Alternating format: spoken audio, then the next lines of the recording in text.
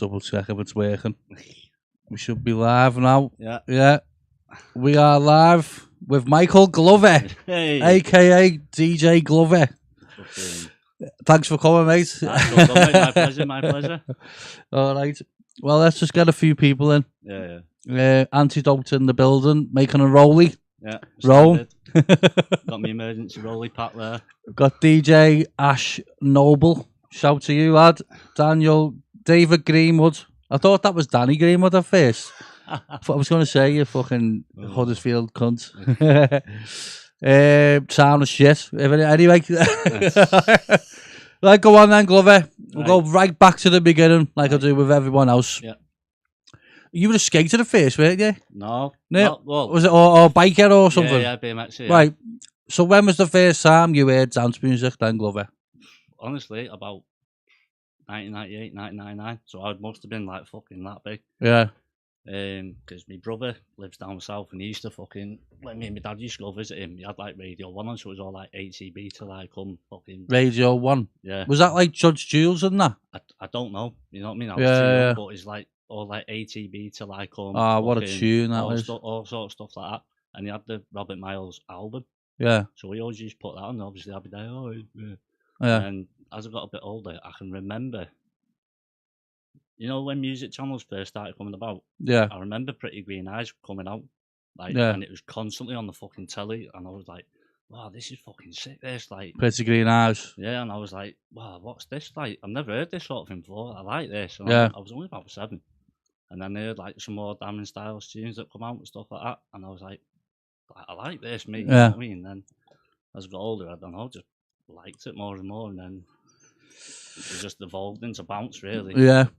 So So your earliest memories was like ATB. yeah. So like so that's like trance, innit? So you Yeah. were into trance, like. I don't know. I can't really say because I was literally a little kid. That's it. That's it. Like, That's better. I was literally a little kid at the time, so Yeah. I didn't know what it was. I just thought it sounded cool. You know what I mean? Yeah.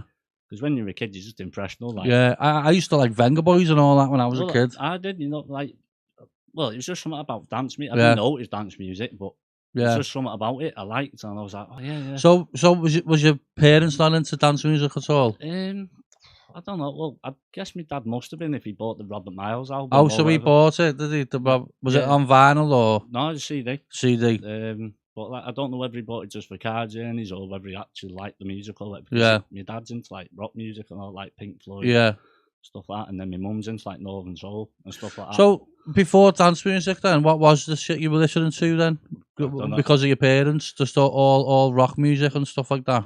I presume so, yeah. Because like my dad's got crates of. Oh, I don't know if he's still got them, but he's got like crates full of vinyls. Oh, so did he used to listen to vinyls then? Yeah, and he had like a big. I think it was Sony. He had like a big hi-fi, and it was one of the prop ones where it had the speakers on the bricks and stuff like that.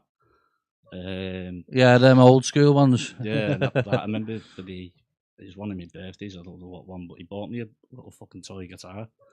Oh yeah, guitar. Yeah, and it had like a little plastic shit kids mic with it and all Yeah. that. And he'd give me it and say, yeah, do a song, Michael. And I was like, obviously there thinking I'm fucking mint, and I'm like 6. Like,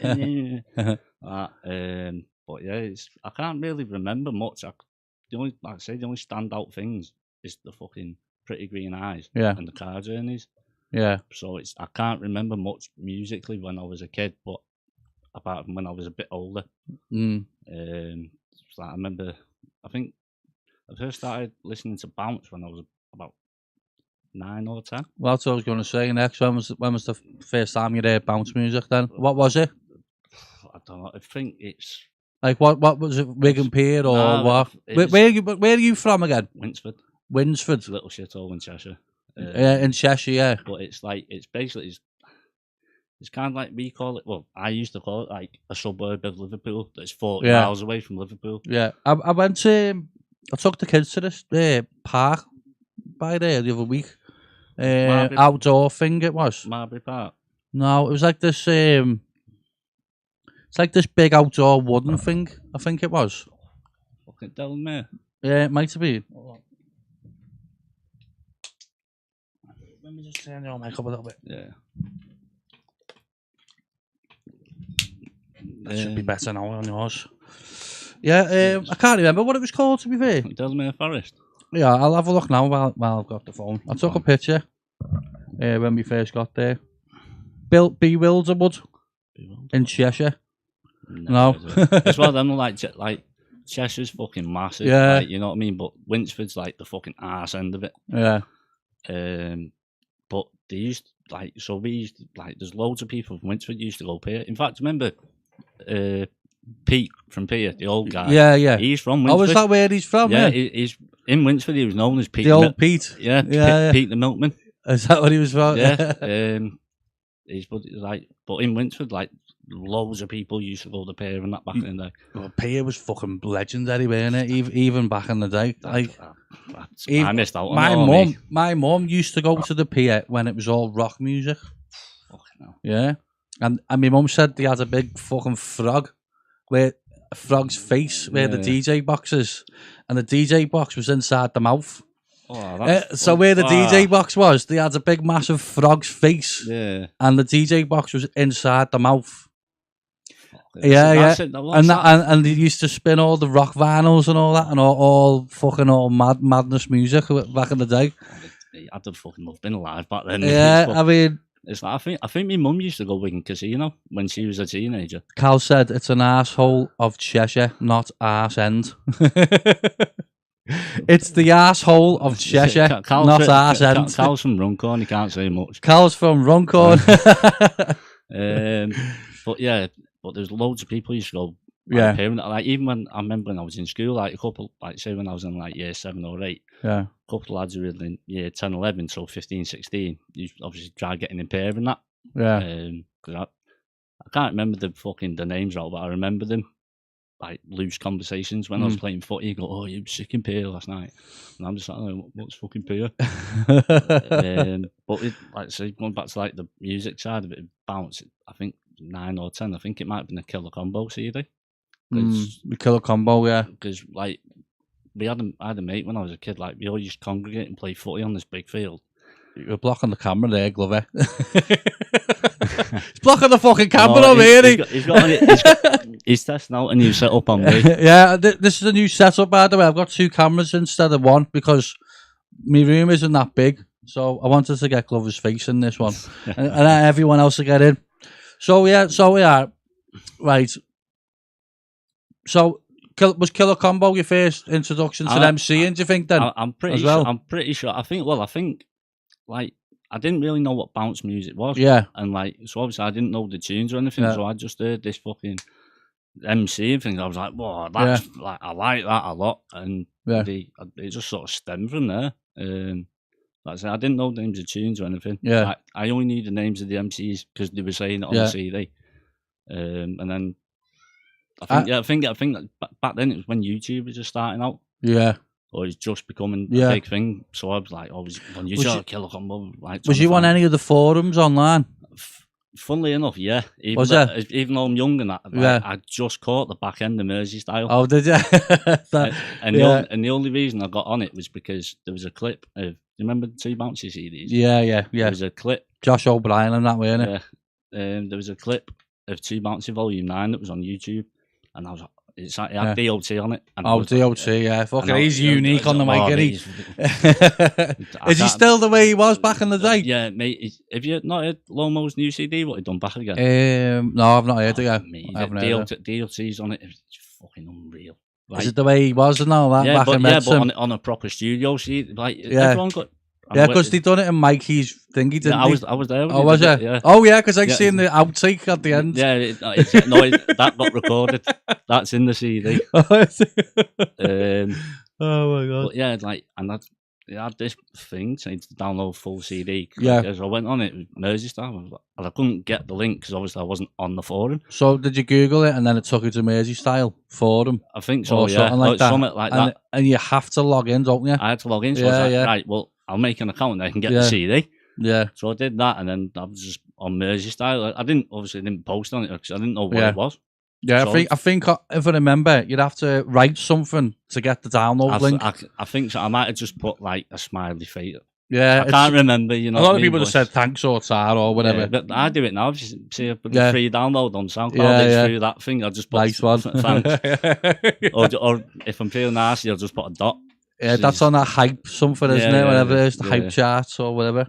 But yeah, just I don't know. It's like I say, when YouTube was starting out, so I just search MC and stuff. Well, that's how I found MCing. Mm. It was through Wigan Tonight. Yeah. And that's how I found Frequency. Because Yeah. like I said on my last podcast, I don't know if you watched it, but I just used to stay in my house, watch my mum, Yeah. spin the decks, and then I had to go. And I didn't know anything. I didn't even know like MCing exists. Yeah. You know what I mean? I didn't even know. I didn't even have a clue. I used to listen to the old 5-1 when I was growing up. Yeah. And Quadrant Park tapes and all that because my parents were into it. And there weren't no MCing on it. Yeah, it's just the tunes. I think now and again Mark Simon pick up the mic and say like, come on, let's have it or something like that. Let's fucking go. Or whatever. And then like you'd hear like, 5-1. Yeah. And then that was it. I didn't know anyone was spitting lyrics and all that. Yeah. And then when I first figured out Wigan Tonight, I had downloads and all that. Yeah. I downloaded Frequency 3 or 4. I think it was when, it was 3 or 4, a very early one. Going back there, yeah, it was a very early one. Might have even been 5, I don't know. But I was amazed. Yeah. I was like, wow, this is fucking unreal. I was like, what the fuck? It's kind of similar with me. Well, I kind of got into it the opposite way. So I was like, I heard the MCing first. And then discovered the music, you know what I mean? So you heard, because you heard Killer Combo first, and then I remember the videos of Finchy. The Finchy and Walshy one where Walshy's got the top off. I remember, I found that, I was like, whoa, this is sick, what's this? So obviously then you do more digging, don't you? And I was like... Well, they used to stream that live, even back in them days, on the forums, on YouTube. It was on MSN, I think you were saying, something like that.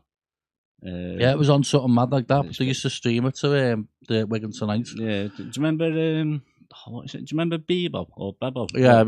I remember I was on that because when I was in high school, that was like the Facebook back then. Yeah. But I remember that, like, I can't remember if it is you added someone as a friend, but I remember just like I'd try and find loads of different MCs. Like there was MySpace as well, weren't there? I remember MySpace. I had a MySpace.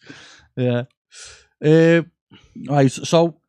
In them days then, the Killer Combo days, what would you say was your favourite tunes then? Angel in My Heart. Angel in My Heart. That's the first one I heard. That is a fucking tune, it's on... The one with Donk or not? Yeah. Well, actually, I don't know. It's the original one never had a Donk on it. That was from 2000. No, it's the Donk one. The Donk one then. Alex K donked it up in like 2005 or 6, I think. Yeah, the only reason I know it's that because obviously I know the tune now anyway, but like... It had on the CD, I had Cover and Roach on it. Yeah. And it was I was like, wow, this is sick. And then I found the tune and that, and it was, I don't know, it's just something about it. I was like, it's a fucking tune, to be fair. Well, there's like 3 different versions of it, isn't it? It's like the original one. The original one's from 2000, I think, because I had that on vinyl. Then there's 2 donk versions, because there's one with a reverse donk in it. Oh, is there? And there's one that doesn't have the reverse. Oh, right, I didn't know that. Fucking hell, didn't know. I didn't know there was 2 different donk ones. Yeah, and the only reason I know that is because I went an event with RG a couple of years ago, and I think it might have been Joe played it. Joe Taylor. Yeah. And he fucking, and RG was like, wait, like me and I was like, yeah. And anybody, I think RG did something with Anderson waiting for the reverses, but it didn't happen. And he was like, "Wow, what the fuck?" Oh, so he had the reverse one. Well, knowing ours, he's probably got everything anyway. But, he's probably ripped it off fucking YouTube or something hard. Oh yeah, fucking nightmare, mate. Yeah, he used to always get his tunes though. No, I've been told some stories about him. Yeah, a little snake. Nah, he used to. He'll tell you anyway. He says it all the time. He used to fucking record everyone's shit. Yeah. And put his own starter in. Yeah. Didn't he do that on one of Phil's tunes? He's done it with loads of people's. I think he used to put he used to make his own little starter where it's just a kick and a hi-hat or whatever, and then he'd drop it in from where he recorded it. whatever. Imagine doing that today. You can't fucking hell. You can't do much today what you used to be able to do years ago. Everyone would fucking attack you. They'd be like that on that.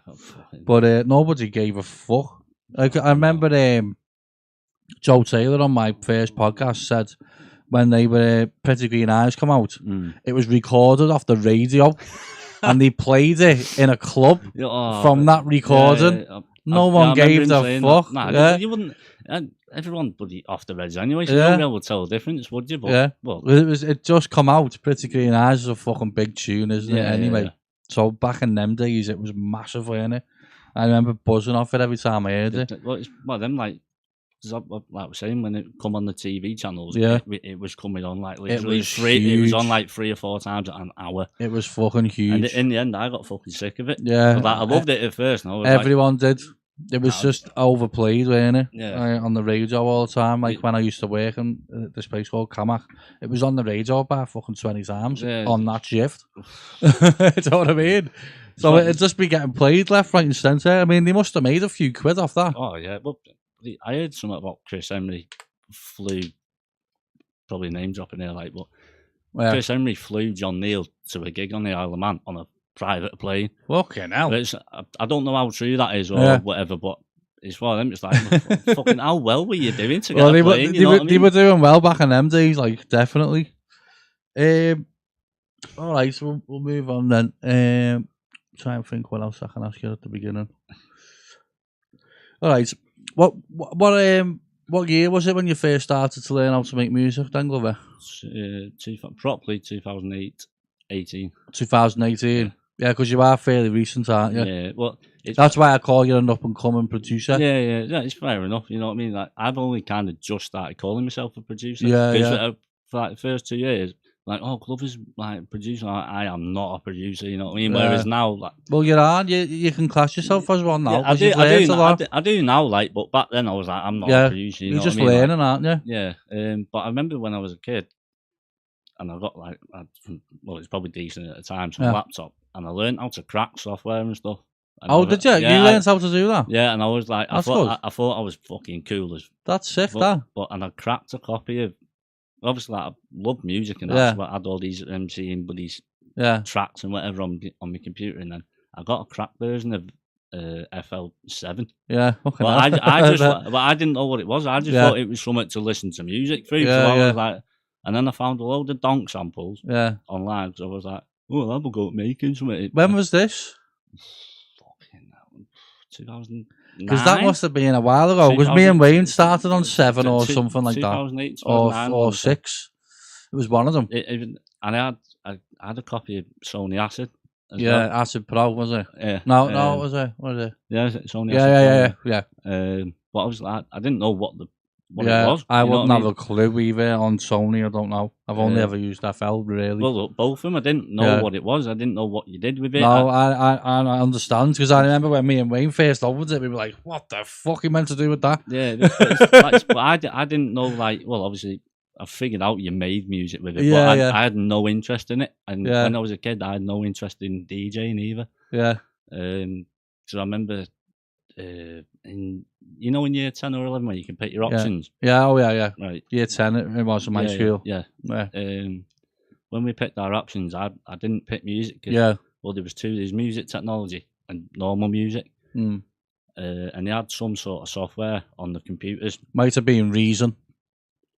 I think you might be right. I don't know. Because Reason was very popular in learning schools and stuff like that. Yeah, I think you might be right. Yeah. I can't remember, but I didn't pick music because I hated the lesson, so I didn't pick it as an option, but my mate did.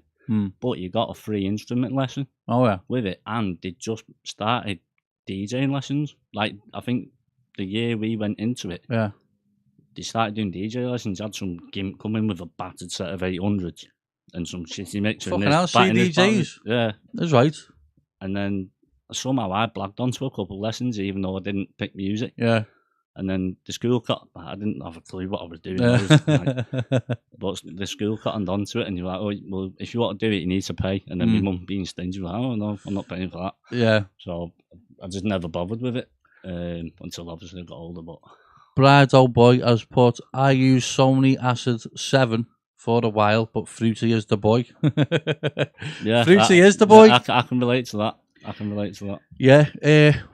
When I first started FL, me and Wayne done it together, like you probably know anyway. But when we first opened it up, we looked at it and we were like, "What the fuck is that? What are you meant to do with that? Like, you know what I mean? It's just fucking squares everywhere and fucking, you know what I mean? It took us ages to even figure out the simplest thing. I remember like when I had this track copy, obviously I had no intentions of being a producer or anything. I just thought it's something to play with, basically. Yeah. I remember just like, because obviously I know you can change it now, but when you have your standard, when you first open FL and you've got your standard like kick, hat, snare, and all that, I remember just like I figured out that if you clicked on it on the blocks, I figured out obviously if you click it, it makes a noise and all that. I was like, so I just kept clicking everywhere, making some proper random pattern and listen back to it. I was like, oh yeah, it's mint. Mum listens to this. I was like, it was just like, that's noise. My very first introduction to anything production related was we were at me Mars fella's dad's for the weekend because his dad was on holiday or something, so we went there for a bit just to fucking do something. I think it was about 2006 or 5, and he has a copy of Cubase on a CD. And I put it in the computer and I opened it up and I was just like, nah. I'm not even going to try. I just thought, fuck that. And then obviously when I met Wayne, we decided to have a serious go at it. And, you know, it's a good job I did. It's paid off, hasn't it? Yeah, so, here we are now, fucking so many years later, I don't know. 2007, so... 15 years? Yeah, something like that. Yeah. 15 years in the game. I think I was only in my second year of high school back then. Was you? Yeah. Who's this? KMH. There's so much to producing. I still don't understand FL Studio properly. So much to learn. Listen, mate, let me just tell you now, right? I'm still fucking learning it, right? So there you go. I've been at it 15 years and I'm still learning. It's something that you'll never stop learning. I will. That's one thing that, like, I hated it at first when I first started, but I love it now. I love the fact that you never stop. You never stop learning. You don't, and it's impossible to know it all. No, exactly, it's literally impossible. Exactly, but it's one of them. Like, just keep plugging away. Like, I don't like saying it about myself, but I'm a prime example of it. Like, yeah, you are a prime example on it. Like, that's why I wanted you here to tell your story on that. You know what I mean? Because you started out, and now you're at like a level now where people are asking you to make music for them. Yeah. So, fucking hell, you've done that in the space of what, 4 or 5 years? Yeah, but I'd say it's probably, 2 years, I reckon, because obviously, like I say, I disregard the first 2 years. Yeah. I was just figuring it out. Yeah, figuring it out. Yeah. And then I started sort of getting a better idea of what we're doing. So it's only really the past 2 years, I'd say. Yeah, the past 2 years you've come on. But like now, like you're at a level now where like people are inboxing you, willing to fucking sort you out with something. Yeah. You know what I mean? Well, when they can. Yeah, well, yeah, when they can. Yeah. Yeah. So I mean, like, it's a never-ending learning curve, anyway, mate. So just keep learning, keep at it. Don't worry about it. It's just go on my tutorials and all that. There's plenty on there now. I'll vouch for them. You know what I mean? Like, but they've helped me loads. Like, even with just little like automation things or whatever. I'm just like, well, I didn't know you could do that. Yeah, that's what I mean. I mean, I only learned all that myself through videos. You know what I mean? Yeah. Like, I used to watch just house music tutorials all the time, and that's what led me to doing what I do now. Yeah. Because there weren't nothing on bounce music. Yeah. Well, that's like when I first started taking it serious. Yeah. I started watching, like, obviously I was like, oh, bounce tutorials, and there wasn't any. That's what I mean. So I just, like, I'd either try and find, like, a trance tutorial or a house one and think, well, it's basically the same. And all the principles are the same. Yeah. It's dance music at the end of the day. It's basically the same. It's all made the same. Yeah. It's just like... Well, it's just 4 on the floor, isn't it? All the simple stuff, like the kicks, the drums, it's all the same, literally. Exactly. Like, and then you just go from there. He's put at it every day, mate, and it's your tutorials actually got me making a full track. Well, there you go. There you go. Thank you for watching. Yeah, there you go. Just keep at it, mate. That's all you got to do, man. Just keep fucking going, and then Monday you'll be smashing it. Isn't it? Yeah. Simple as. Yeah. Mate, look, even now, like, you know what I mean? The amount of people you've out, like that Mike Olive, is it? Mike Olive, yeah, he's fucking smashing it now, yeah. Class. Like, listen to some of his stuff, I'm like, fuck. Like, I know. If I knew him better, I'd just say, yeah, send me that. Like. Well, but the thing is with Mike, when I first started doing the videos, he started watching it. Yeah. So he's come on in a year. Proofs in the pudding. A year. When I first done my first tutorial, it was a year ago, and look at him now. Exactly. When I first started, I weren't that fucking good. No, well, I weren't. No, it's I weren't that good. Yeah. When I first started, a year into it, I weren't doing what Mike's doing because there was fucking nothing. Well, I don't think anyone would have been really. There was nothing. Unless you're like stupidly gifted, you know what I mean? Yeah. And you can just pick stuff up like that. I mean, even back in then when me and Wayne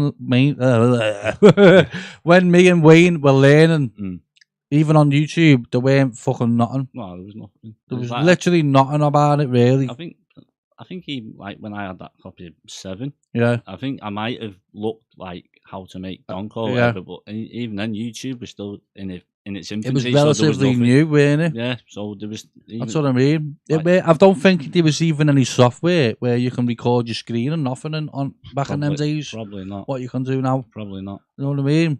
And so me and Wayne just fucking basically learned ourselves how to do the lot.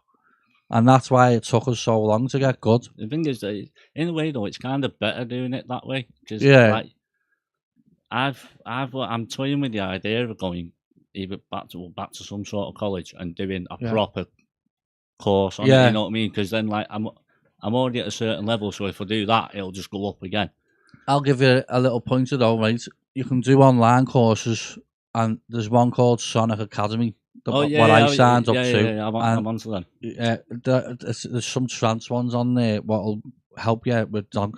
Yeah, because it's basically the same thing, but with a trance base. Yeah. And that's how I've done that myself. Saying that, I've got one. I've downloaded one of a torrent. It's like you can even fucking torrent them. Fuck it, you still get it. Don't torrent stuff like, but you know what I mean. But no, I've got one, but it's like house. But it doesn't matter. It's all the same principle. Yeah, it's got the same stuff in it.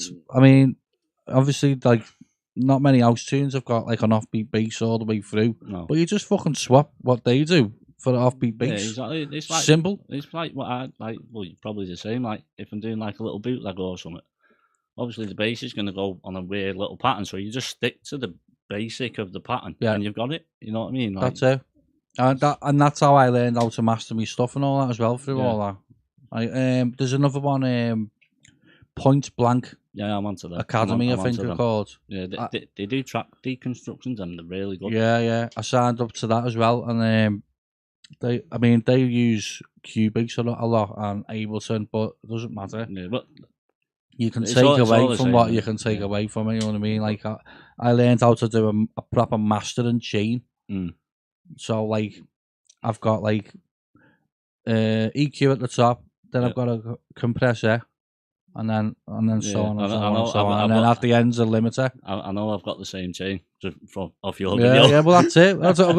That's how I learned. I think it was from Point Blank. And I looked at all the stuff that they were using, and I thought I'm gonna have to get all that. There's one that they done it. I think the video was in like Malta or something like that, but it's some French guy. But it's like, what I love about them is they simplify it. Yeah. So instead of going like, oh, do this with your compressor and all that, you just go, right, just set it to that. Yeah. Put this on that. If you don't like it, don't use it, and it just simplifies everything for you. There is a lot of people online there's a lot of people online that like to fucking overly fucking complicate things, don't they? That's it. They it's like the Mr. Know-it-alls, and they just want to show off all these fancy words. Yeah. And you've got people that are watching it who are fucking beginners, and they don't have a fucking clue what they're saying. And then it puts them off. I've got like, and that's why a lot of people have said to me, even on my inboxes, you make things sound dead simple and easy. Yeah. But I've done that on purpose because I know what people are like online and on YouTube. Exactly. Because they know a few fucking words. They want to complicate everything. Yeah, And that's it. when you're a beginner, you're just going to go, fuck that. Yeah, and, exactly. and turn it off. Exactly. Or you just go to a ghost producer. And or whatever, yeah. You're gonna do everything and think, that's too fucking hard for me, that. But it's not. No, it's not. It's like You've just got to fucking... They just overcomplicate things. Yeah. Do you know what I mean? It's like, it was a bit like that when I first started. Like, Yeah. I'd ask someone for it. Well, I can't remember them anyway, so I can't name names, but like, I'd show them something and it'd be like proper badly out the key or something, or there was something fundamentally wrong with it. And they'd go, oh, do this, that, and that. And I was like, well, how do you do that? You know what I mean? It's like... It's like a compressor. The amount of fucking people I've seen online overcomplicates what a fucking compressor is. It's unbelievable, right? Because all a compressor is, and I'll just simplify it right now. Do you know when you've saved a WAV from your tune and you've got all these spikes all over the place, uneven? Yeah. A compressor is going to take the spikes, squash it, and make it as evenly as possible. Yeah. And that is it. Yeah. That is all it is. Yeah. It's literally... The threshold is where you want the ceiling to go down. Yeah. So if you want to bring your threshold down, that means you're bringing that down to where you want it. So when you see it start moving, that means you're hitting the spikes. Yeah, and then obviously you make up gain. And then you make up the gain for how much you've squashed. Yeah. And that is a compressor, people. There you go. That is it. Yeah. Literally. And you've got different. You've got how hard you want to do it, how soft you want to do it, and that's it. That is literally what a fucking compressor is. Now, if you go online, they'll tell you, you want to do DB this, DB that. Make sure you do this. Fuck off. Got to go all around the world just for one little thing. Yeah. Got a question here from Zappaco. Is it Zappaco? Don't know. I'm blind here. I can't read. What's your favourite event that you've done? Probably Antidote, first Overdose Dunk, and Overdose. Yeah, Antidote, Dose Dunk, and Overdose in May at Pure. Oh yeah. When I closed it, it's my first main stage. Oh yeah, it was really. And did you close the main stage? Yeah, mate. I was after Kenty, and Kenty fucking took the roof off. Yeah, he always does. Kenty, doesn't he? I sat like best bit. What is that? Don't know. Best bit was I was emceeing half an hour before. Was you? When he flying and the little step up room.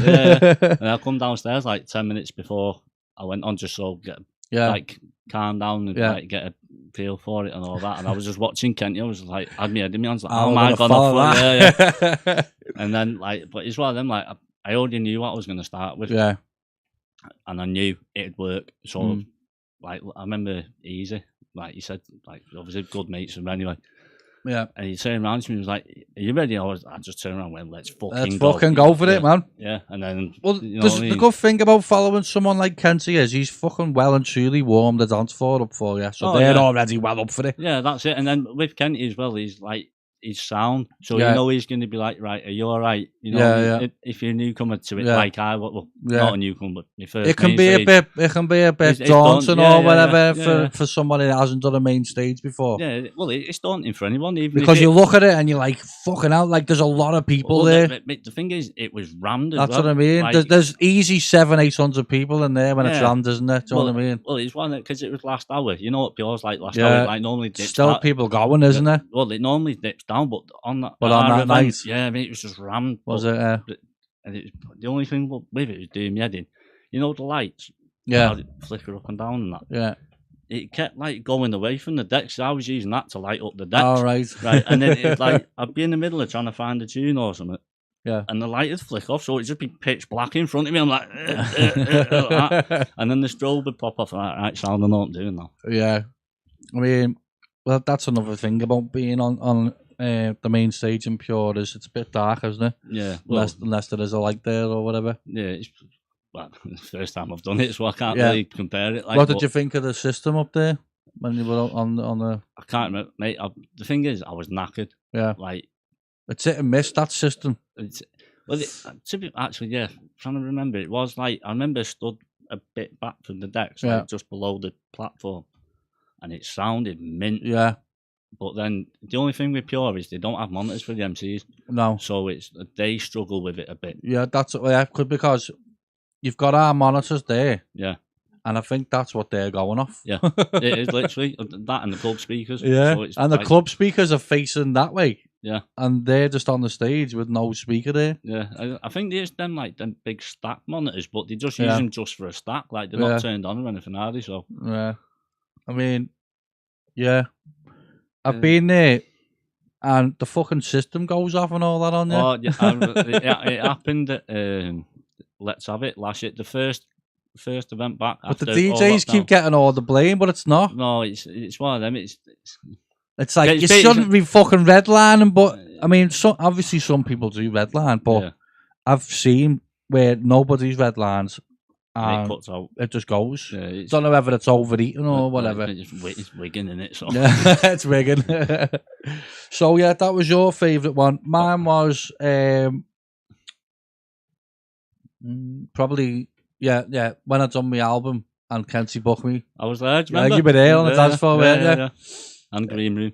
Yeah, and the Green Room. Yeah, yeah, that one. That was a fucking boss like that. No, it was that. And because of the stress of making an album with fucking 5 kids, it was just like a release. Like I was like, oh, and then to hear it all, but like do a full set of it. Yeah. Like I was saying in the car, my old PC was shit, so it used to crash on me on every fucking project I've done on that album. So the sound quality isn't as good as what I do now because I've got a new PC off the back of that album. But so I was stressed out to fuck making the album and to just have it finished and to just play it in a club. Yeah, that's it. And I was just taking it all in, and everyone was buzzing off the tunes and that. I was fucking made up. So that's my one. Like. That's it. It's like when we done Antidote at Pure, like, my first tune was one of mine, and it was like I remember making it, and I titled the project like BTID bullshit or something like that. But it was like because it was that sort of sound. But it's got like this what's it called, future rave? Is it? What It's got, I know what you mean. It's got like that sort of bass line on it, laid with a donk. So it's like proper. It's like mad in bounce your face. though, in it, because there is different parts of bounce now, isn't it? It's like sub-genres in it. So when you do say it's like BTID music, they have sort of got their own little sound going, haven't they? And then you've got Kenty's own little sounds in Pure, and then you've got Soprano's own little sound going. I suppose it would have been like that back in the day, like with Medicine and Spanish. Yeah. Oh, you know what I mean? And then you got Frequency, that's like a bit mixture of everything. Well, when I was playing in Fubar, I wouldn't play what I played in Medicine because Medicine was just fucking pure, like hard, Spanish gear. That's one place I wish you didn't get to go, did you? But, right. I'm gonna settle it now. Right, I've been to Medicine. It just wasn't called Medicine. Oh, we're gonna get some comments about this if any of your mates are watching. No, they will. Yeah. Carl, what was it called when you were there? The Apartment. So I remember. Yeah, he's laughing. Yeah. No, in fact, it was quite funny because they made like. I can talk about it now, obviously. Years later, right, they made a private group for it on Facebook. Yeah. Because basically anything related to medicine. Carl's put, no, you haven't. Fuck off, Carl. Like, basically, and it could be right, could be wrong. Yeah. Anything to do with medicine. Yeah. Or the brand name medicine, it won't get shut down. Yeah. Because of how notorious the club was. Well, when I was there, it was rough as fuck. As soon as I walked in, some fucking big sledhead got dropped in front. I was like, fucking hell, here we go. Here we fucking go. So there must have been a few fights in there. It probably called that. So there must have been a few fucking scraps in there. Yeah. So they must have got in trouble a few times with the busies or whatever. Yeah, I don't know, like, when they Kurt brought back Overdose. Yeah. But originally, what you call it, Medicine. Oh, the event. Yeah. So, like, we shut it down, so they renamed it and all that. Yeah. And then I think, when was the first one? I think it was 2015, the first one. Yeah. And they put it on, made a private group and that sort of invite only sort of thing. Because I was like a regular at the Overdose events. Yeah. Like, I just put me in the group. I was like, medicine reading, what's this? Like, £10 getting medicine reading. Yeah, sound. And then they went, and then there was an overdose event, like, I think 2 weeks later, and like, talking to, I think it was Fitton outside. Yeah. He was like, "Oh, did you ever go?" I was like, "No, to the fuck." Oh. And he was like, "Well, so you got a ticket? You never went?" I'm like, "Yeah." And he was like, "All right, so whatever." So it was actually It an was- overdose event no, it was a medicine reunion. in medicine. Yeah. But it weren't medicine. Yeah, it was, the building wasn't called medicine. Cal must be laughing at this again. Oh yeah, he will be. He's loving this. Well, no, it was at medicine. It just wasn't called Right. medicine. Well, I mean, I suppose. The way I've always tried to argue with it, Yeah. right? If Pia never got shut down, Yeah. got knocked down, Yeah. right, and Yeah. it's still there now, but it was called a different name, Yeah. you'd still call it Pia, Yeah. because that's what it is. Definitely. Exact same thing. You've got to give him that, Cal. Do you know what I mean? Oh, like, mate, I've said this loads. He's like, nah. I'm like, this is fucking insane. he's going to comment any minute. Oh yeah, But I mean, yeah. I mean, I'd he's put no. you see. No, it's. I'd say you went to medicine then, because if it was the same people doing it There you in go. the same building, It's yeah, like, I'm not naive enough to go, oh yeah, I went meds, me. yeah. Like I went a medicine. You event, went, yeah. You know what I mean? At the building. I mean, I can't see there being much difference in the actual medicine when you were there. To be fair, well, obviously, who was that? Right? was anyone sledging on the fucking couch or anything like that? Because that's what it was like. Probably me at one point. Probably me. No, I remember. Do you remember Maxie B? Don't encourage him, stays. He hates it 'cause he knows I'm right. I know he is. Yeah, Max, right? I've heard of him. Yeah, They used to- Maxie B. They used to have an event. It was round the He used to do Funky Donk, weren't it? right. Yeah. Right. Him and Rookie, they rebranded Funky Donk into Bounce Project, I think it was called. Mm. And they had this club on the bottom of Warrington, town centre. Yeah. And they were mint events. So it was all like filming, Downsy, Filming, yeah. like but basically all mates, you know. Yeah, what I mean? yeah. And then, but they had a night on. It was a versus night with bouncing with Winsford brand, and it was the same night as Medicine Union. Yeah. And I was like, oh fucking hell. But so obviously I went show me face, bounce. Obviously I was all for the med reunion. Yeah. Like went this bounce project night for it, show me face, support me mates, whatever. And it was the first night I met Buckley. Oh yeah, Buckley's Sam. I'm knowing him from the food bar, mate. I think pretty sure it's the first time I met him. And then we ended obviously got talking to him and that, and we ended up walking around to medicine. And then I think we seen Duffy on the way as well. Yeah. And yeah, we like walked around to meds. I remember like walking. I was stood outside having a fag because I've not had one for 3 hours. So I was wired. And like walked upstairs. And, like, what? And all I can remember is like walking into I don't know what it was like back then, but when I went, it was 2 glass doors where you go through to go on the dance floor and whatever. And then the bars in medicine. Yeah. Fucking hell. Trying to think if it was when medicine they used. It might have been. I can't remember. I've got nothing to reference it to. So. But yeah, like I remember going upstairs and go through these doors. It was hot as fuck. Like, it was hot in there. Fuck me, I'll never forget that. I think it's probably the most packed I've ever seen a small club. Yeah. But I remember walking in, Outsourced Moonlight Party. No, what a tune that is. It's one of my favourite tunes, right? And it was fucking weird. Like I walked in, and as soon as I went through the doors, it kicked into the breakdown with it. That's sick. And I was just like goosebumps. Yeah, I was like, what the fuck? Yeah, no, I was like, I'm home. Yeah, no, it was good in there. Like, I mean, I suppose it was but like you'd have to have the taste for like that sort of gritty night. But because there's a lot of people like Rob Keane or whatever hated it in there. Yeah, I've heard the stories. But I mean, if you're into madness and you're into all the fucking hard, sweaty fucking Spanish gear, that was the gaff to go. Yeah. I remember with filming it like a few years ago. In it, ironically. Yeah. I can't remember. We was on about Summit. I think it must have been about doing sets or something. Like it was like, oh, no one wants to hear.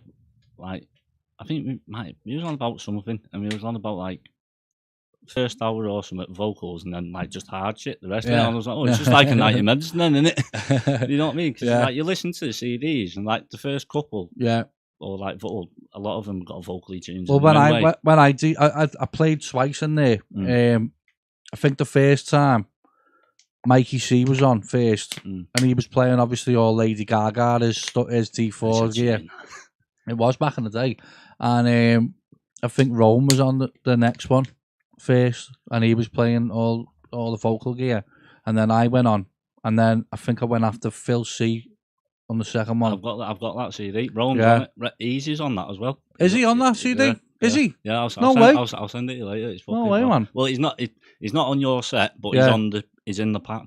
Oh, is he? In Webby and Twister, because I know Twister was on my set. He was fucking ridiculously sick. Yeah, because it's got like obviously Wayne, Shredder, Twister, Viper. It was boss that night. That night was fucking boss. Honestly, it was boss. You would have loved it, Glover. The sweat was fucking dripping off the ceiling and a lot. Like, well, I've said like a few times, like when I first heard Meds when I was a kid. Yeah, like say 13, 14, something. Yeah, I didn't like it. Oh, like, but I think it must have just, and then obviously as I've got older and I've listened to a few more bits, I'm like, fuck yeah, it's a bit of me this. That's what I'm saying. It's hard, isn't it? Well, so when you first listen, you might be like, fuck that. No, it weren't that. Like, I've always liked the harder stuff. Yeah. Like, but it must have just been because when I was a kid, I didn't, all the stuff that was on YouTube, I didn't know that they were recordings off events. Yeah. You know what I mean? I didn't even know that was getting recorded either, you know, to be fair. Well, they probably took away the thing, wasn't it? Like, yeah, it would have been, yeah. Well, I didn't know, like, so obviously when I've listened to, like, you know, YouTube, like MC Finchy going sick or whatever, something like that, I didn't know they were event recordings. Yeah. Like, I just thought, well, I didn't know what it was, I just thought it sounded mint. Yeah. It's what, like, I've always thought, I've said a couple of times, like, if I had been old enough, I don't know if I'd like Meds or not. Yeah. Because now I'm older and I've had the time to listen to it and get accustomed to what it is. I'm all for it, but I don't know. But back in the day, it was a bit too much or something. Yeah, no, it's not even that. It must have just been the tunes that have been on. Picture this though, right? In Meds, all the MCs are on the dance floor in a circle. Oh yeah, no, passing the mic around. Yeah, and it was good to see it. Like, it's never been the same since that. Like, no one's ever done that before. After that, like that, seeing that then when they're all in a circle going sick, like that, they're all fighting for the mic or whatever. It's on the dance floor with everyone else. There's a DVD, isn't there? Is there? Yeah, it's from Fitting's the first birthday bash. But the only thing is, you'd get Jippos trying to get in, and you'd always hear them shout to the Gypsy crew, and all this shit. There's one on one of the CDs. It's got like it's like, I think it's Kurt and Nico, like fucking giving it fucking death, doesn't it? And it's like someone. I know you is. It's like someone's tried robbing the mic off him. And he's getting That's what I mean. And Kurt's just gone, get the fuck off you whopper. It's mint. Redux has put Glover, Smoke, Spice, so that'll be Ash. I don't know. It's a bit of a Keenan comment. Oh, it could be Keenan, yeah. Who is it? If it's is it Ash or Keenan? If it's Ash, come back, you dickhead. Yeah, come back, Ash. You must be bored of giving it to your bird now. Come back. Yeah, I mean, Ash was fucking killing it. No, mate. Come on, show yourself, who is it? I know, yeah. But yeah, I mean, Medicine was fucking ridiculously good. Like, did you ever go to the food bar? No, well too young for that. Was it? Well too young. That's where Ash and fuck Tonk. Fucking hell, why don't you make some future hours or something like that? You can't just quit. Yeah, fucking hell, mate, you're too good to just quit. That's what he was doing. Fucking hell. He was marketing it as Future Bounce at first, wasn't he? Yeah. And I won't name him, but they said, do you know that tune I made? The Donkover Mirror, what was it? West Coaster. The one that I recently done. Yeah, he done it first, I didn't even know. Really? Yeah, but it was a different version. Ah. Yeah, he done a Redux version of that, and I didn't even know he fucking done it. And then he inboxed me or posted on me Facebook and said, I was like, wow, no way. Well, when I first started learning, I'm blowing smoke up his ass now, but when I first started learning, he sent me a project. Yeah. Like, so he was like, right, I can sort of see you've got some sort of potential. Yeah. Like, a project, like, it was a fucking good tune as well, what he'd done well with. And he gave me the project, I was like, what the fuck? Yeah, well, that's good of him. isn't it? And literally, I learned fucking shitloads just off that. Well, you get to see how he structures his tunes and all that, then, don't you? Yeah. And where he puts things and where his effects go and whatever. That's it. It's like, you know, Jaws B. Yeah. He done that. Like, I made the tune.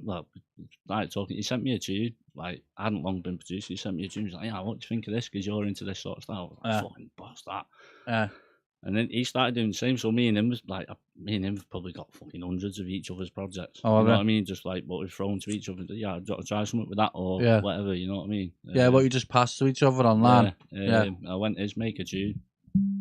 His remix of Feeling You. You know the one you done with Fred? Oh yeah. Me and him done the version. Like, did you? It's like 18, about 2 years, something later. Yeah.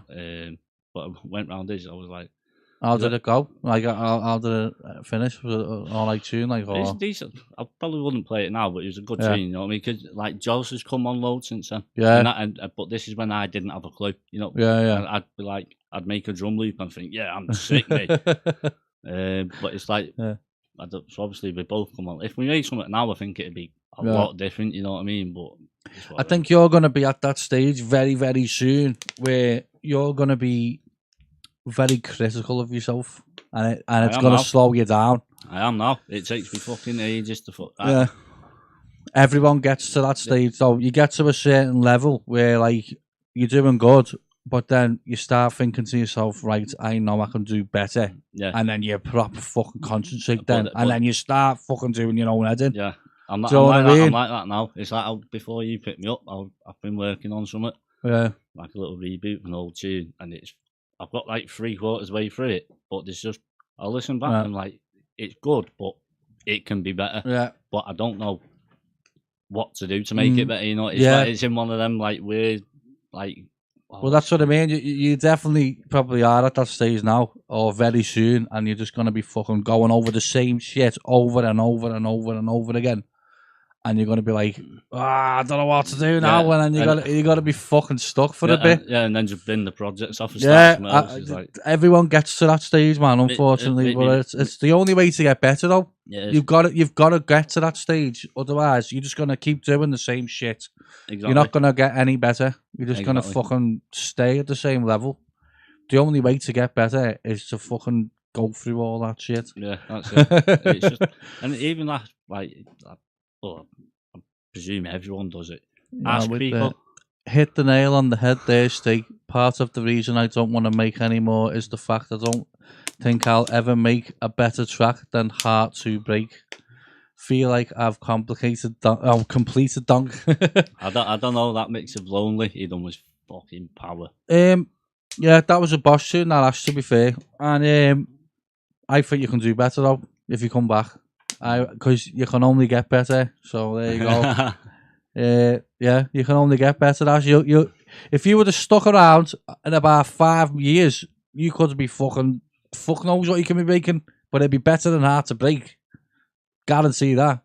Yeah, I agree. Wholeheartedly agree. It's a tune though. Obviously, it's a good tune. Like, in fact, I remember when he sent me that when he was, I think he was in the middle of making it, or he's just finished. He's like, yeah, listen to this. It's a fucking. And I was like, well, it's different. When he come back out the blue, yeah, it was just like, wow, nobody realised that's what the scene needed. Yeah, because it was just like a breath of fucking fresh air. Complete different sound. Yeah, complete different sound. It was.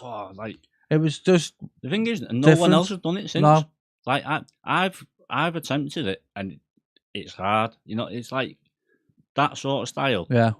And yeah, I've always said that style, what Ash did. Yeah.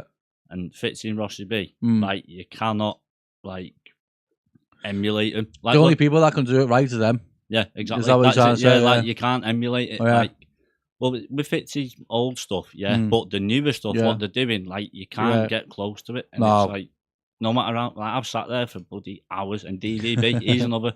Like, Danny. No, DVB. Oh, DVB. Oh, yeah, Ben. Yeah, like, Ben South. I've sat there for hours, like, fucking trying to, not copy it, but, like, get that sort of thing, and I just cannot do it, and I'm just like... the thing is, right, the best thing to do if you want to copy is try and get the same presets that they're That's using. what I've been. Do you know what I mean? So if you think that they're gonna be, go on, get your phone. If you think that they're gonna be using silent for this sound, try and find one on Splice or something. I've got. Yeah, I learned by copying Fitzy tunes. That shed. Best thing you can do to learn. Well, me and Matt touched on this.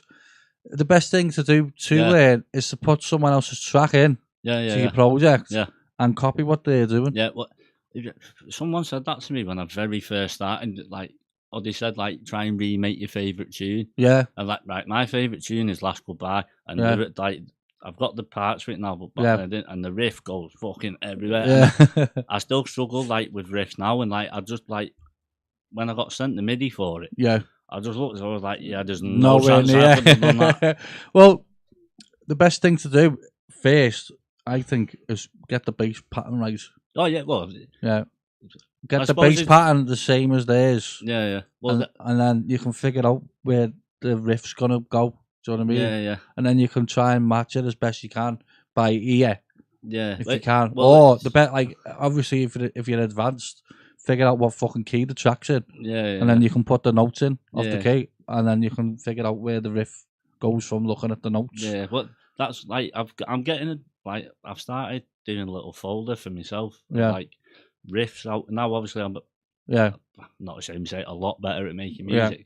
I've got a little folder that I'm constantly updating. Like I'm basically just making midis from old tracks. So like like one of my favorite things to do is just like remake old Spanish tunes. Yeah, and some of the riffs in them are mint. So yeah, it's like I'll obviously copy the riff. Yeah, and just save the MIDI and the folder for myself. And but that helps in itself because it's like you're figuring out the space in between the notes and all that. Yeah, well, it's a good way to learn anyway. Because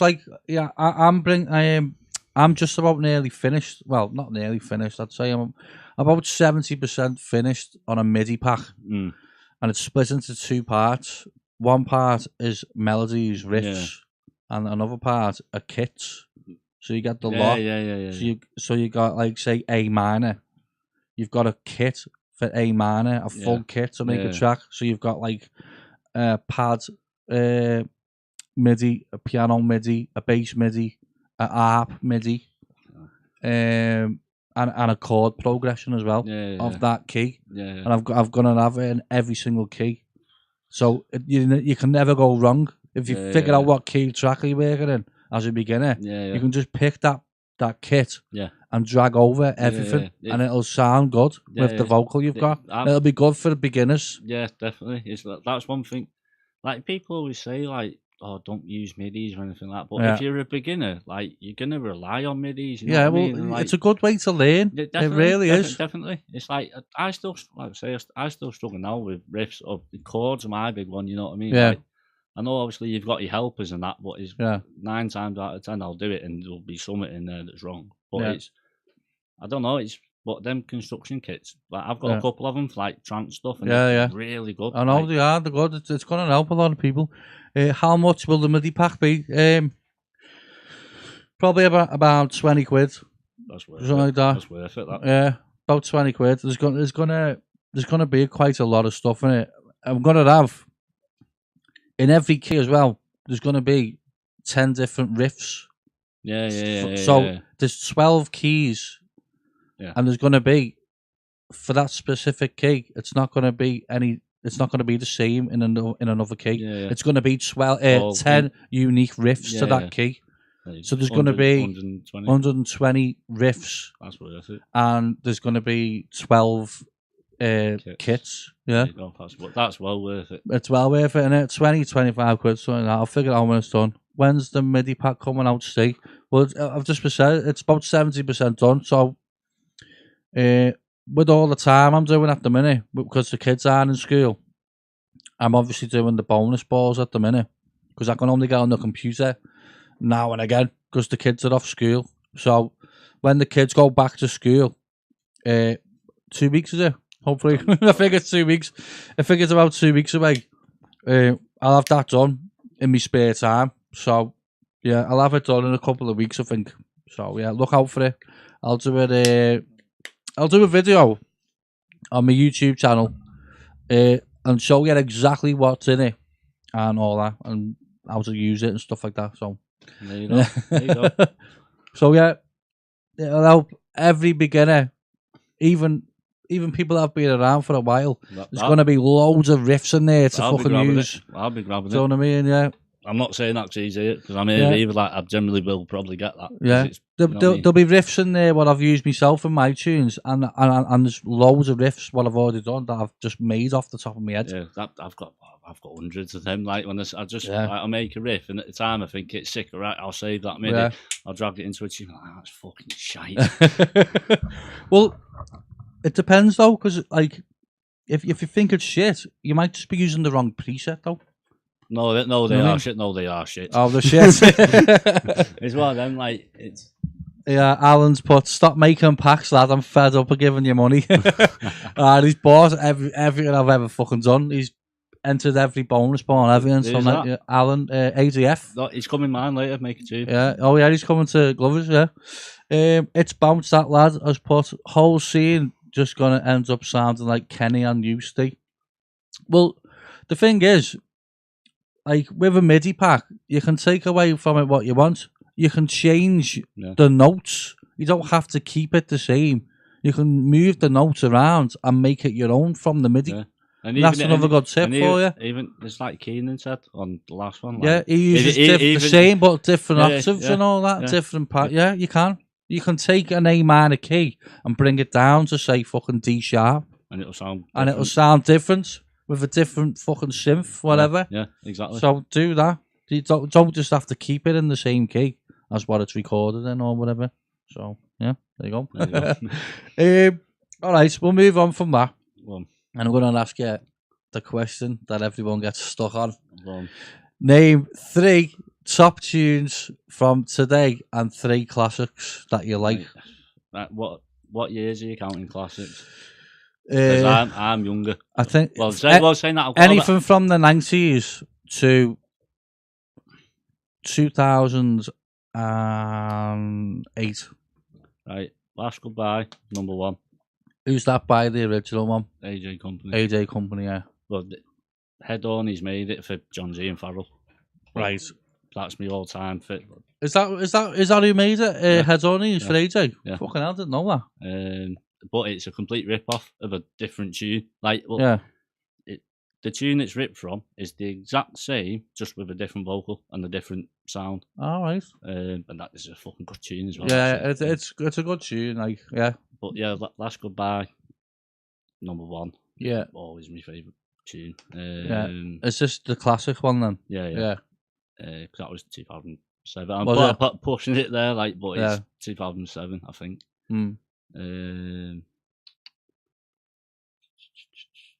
Got 2 Warrior. More. What? Warrior. Yeah. That reminds me, Warrior, of that fucking film. 51st Date. Yeah, it's fucking sick, isn't it? That's my favourite film as well. It's got that. What else in the film? I think it's either that or Blade with the best fucking tune for the film. I don't think I've ever seen Blade. You've never seen Blade? I'm not that big on films. Oh, man. Right. I love it. It's like literally the best music scene ever. Literally, the very beginning of the film, right? It doesn't even show you any credits or anything, right? It's this white fella with 2 birds around his arm, right? Going into this club where he thinks he's going to have a boss time. Yeah. Getting fucking Garys up and all that. Is it easy? And they take him to this like underground club thing, and this bouncer opens the door, and it's Blade's tune, like boom, oh, it's fucking, it just sends shivers down you. Honestly, it's a fucking unreal part of the film. I'm not that big on films. Mate. Everyone's fucking giving it beans in the club, fucking stoves everywhere. Well, that's what it's like on 51st Date, isn't it? Yeah, when he launches all the Garys out. That's what I'm saying. That's a good one, but I'd say Blade edges that. So you got Warrior. Warrior, Last Goodbye, and what is it up to 2008? Yeah. Moonlight Party. It's an edit. Yeah. But that's fucking love it's it. It's a fucking tune, that it's man. One of them, it's just like, it just hits every fucking emotion. It's amazing. It's only an edit as well. When I first heard that, I think it was on a Frequency CD. Yeah, I think it was. We were fucking, me and Wayne were in a party, fucking galleys up after food bar, and we heard it, and we were like, "What the fuck is this? What a tune, man!" I couldn't believe how fucking good it was. I heard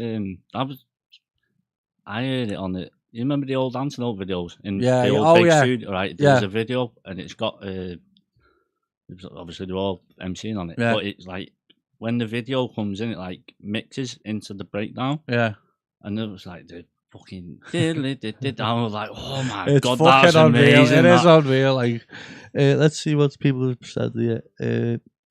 Chris NRJ, I bought your last pack. Thanks, mate. Thank you very much.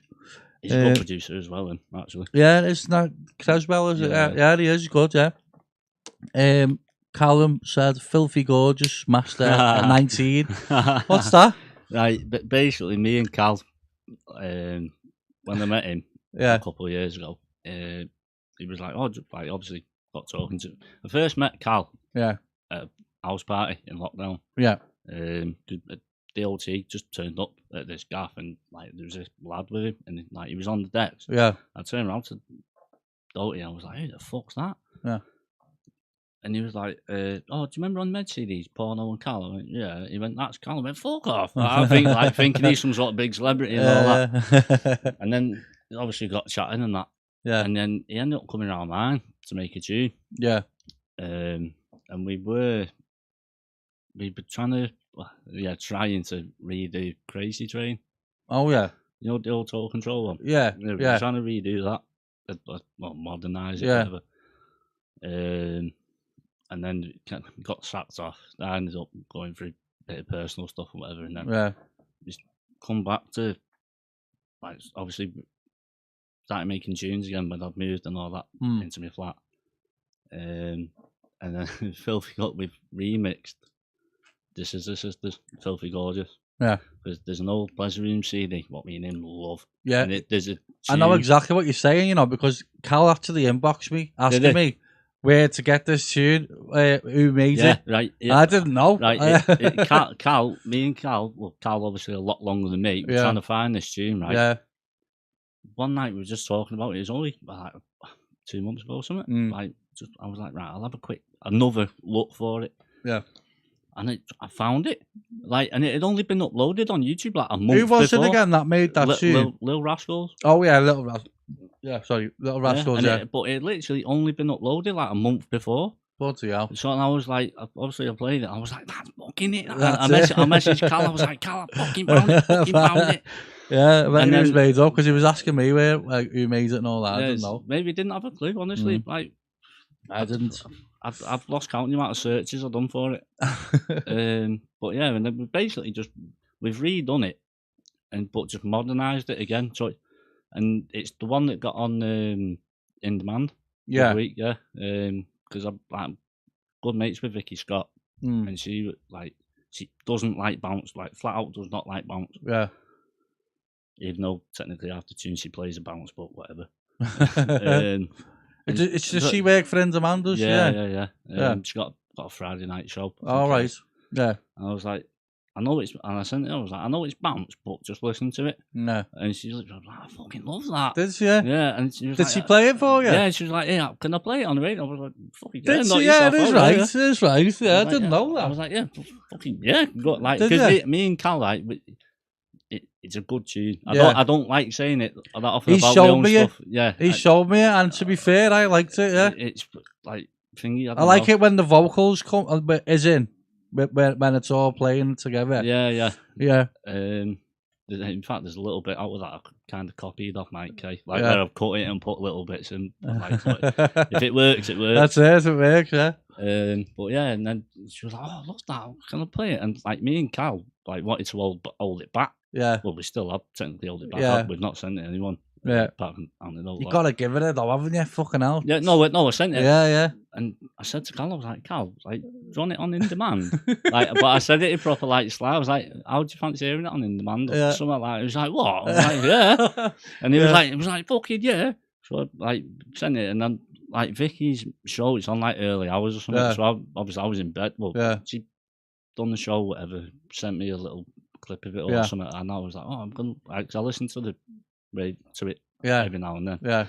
went on, like, obviously, skipped the whole show, just like skipped through Just the whole thing. yeah. I was like, I'd do the same. and like, to be fair, place was just like, oh, it's like my good friend, Glover, blah blah blah. Yeah. Like, he sent me this tune, and then Yeah. said like some really nice things. Oh, that's right. And That's then, sound, like, that. but I clipped it, like, put it Yeah. on Facebook, and everyone was like, fucking hell, I didn't like, see that. I don't know what happened. I Must don't have been busy or something. I It never was see a it. fucking pain in the ass to screen record that. Yeah. Because, like, you know, with OBS, you've got to set your levels dead low. Yeah, on you. yeah.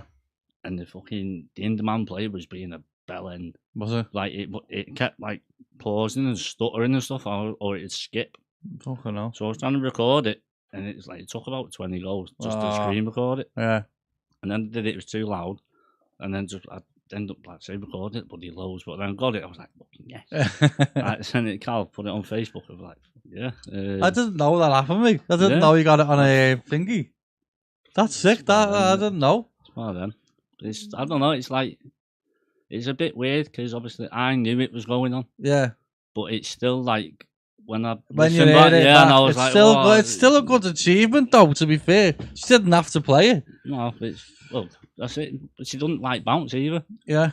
So, and then like she went, oh, have you got any, like, I think she commented on the post, like, oh, like, have you got any more like that? I was like, fucking shitload. So I was like, I sent in my folder. Obviously, I don't know if she's put any on since, like, but yeah, you know what I mean. So it's one of them. No, that's fucking sad. I didn't even know that happened, mate. You know, mate. Yeah, what's KMH said here? Old transmix of Blades was sick. Can't remember who by though. I just like the original. What Brothers one? Yeah, Public Domain. That's it. Public Domain's on the original, and we had that on vinyl as well. As soon as we fucking heard that on the film, I said to my mum, "We're getting it on vinyl right now. We're gonna have to get it." So my mum went and bought it. I wish I had been proper as interested in music as I am now. Back yeah, then. Like, because I grew up on the shit, mate. I'm lucky. Yeah. I'm lucky enough, like, to be a very small percentage of our scene. Yeah. To listen to dance music the whole entire fucking life. Yeah. I'd say I'm pretty much in that bracket. Like, yeah. I mean, back in the day when dance music was first created, I've listened to dance music from as far back as when it was first ever created. Well, it was first invented in the late 80s. Yeah, but the 70s, 80s. You've got people like my mum's gonna kill me now if I don't get this right. Prodigy. I think they were the first type of fucking dance music I can remember of us having vinyls. Yeah. Because before they done the commercial stuff, they were making rave music anyway. Yeah, we're making like techno or something before like that. Firestarter, they were making this fucking brand new fucking music like that no one's ever heard of before. Yeah. And we had all the vinyls to it. And that's what I'm saying. We had all the vinyls to them. Yeah. We had obviously fucking tapes and all that from the quad and stuff like that from when it was proper fucking rave. Yeah. Do you know what I mean? I've just been that lucky to like listen to it all from the very beginning. I envy you. So like, you know, my mum obviously started me off on my journey really. Yeah, from when I was a little fucking baby. I've always had an interest in music. Because, like, I had my own professional set of drums and I was about fucking 5. Yeah. No, earlier than that. I think it was... There's a picture of me on Facebook. Of what I've shared. I think I must have been about 3. With Steve Boom Boom Wilson on the front of the drums. I think I've seen that. Drumsticks. They were my drums. Professional drums for the kid. I think when I was 3, I had a scale electrics. That's what I'm saying. So like, I've always like had this thing. Like, my dad was in a band. What's that? Used to blast old Helter Skelter tapes. Yeah. So I mean, this was even before all that. All the music I was mentioning. So the Prodigy, they were the first proper fucking rave music. I think I remember, and then they obviously it went on to like. That was fucking hell. That's gotta be late 80s. That all that sort of started in America. Yeah. Because like Carl Cox. Yeah. Cox. Yeah. Like he started importing all these like random records, but back then it was like it'd be like Detroit techno. Yeah. techno was house defo, all music. that, So yeah. he played all these mad tunes, and he was getting all input. So that's how he kind of like. Yeah. That's kind of how Well, the music have started you heard over the here. history of the 909? No. That started in America, wasn't it? Yeah. And then that's what made dance music. Yeah. The 909. Yeah. Yeah. Well, house music anyway. Yeah. Definitely house music. That's where it come from. The 909. The 808 started hip hop.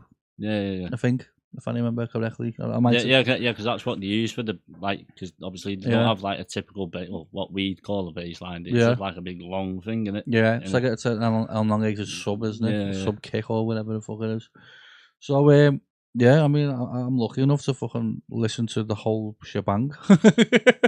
One of the very few, really, growing up. I mean, I don't even think like the likes of Rob Kane and all that done all that, because they were listening to something else. I think he was listening to something else when he was a very young kid. I don't know. But I remember. He used to have his podcast. He talks about it when he done his podcast years ago. I remember him saying something like his mum and dad went into fucking band music and stuff like that, or whatever. And he only started listening to it when he was in school. When he went to high school. Yeah, I think you're right. But my first day of high school, I had my own set from what I recorded onto a tape on vinyl. Jesus. And I was listening to it on the bus on the way to school. God's honest soup. Yeah. That was 1998. 1998. I was listening to my own fucking sets on vinyl, messing about with it. Right. That's how fucking far back I go with it all. 1998. I was probably just learning how to kick a ball. I had my own decks then, which was hand-me-downs from my mum. They were Newmark purple belt drives, absolute shite. They used to fucking skip all the time, especially if your vinyl was a little bit warped or something from the sun, from the window. Where we had our deck set up in the living room, it was right outside the window. And when you played the fucking vinyl, with the sun coming through the window, sometimes it'd bend your vinyl a little bit. So I used to get obviously all the vinyls and me downs with the decks.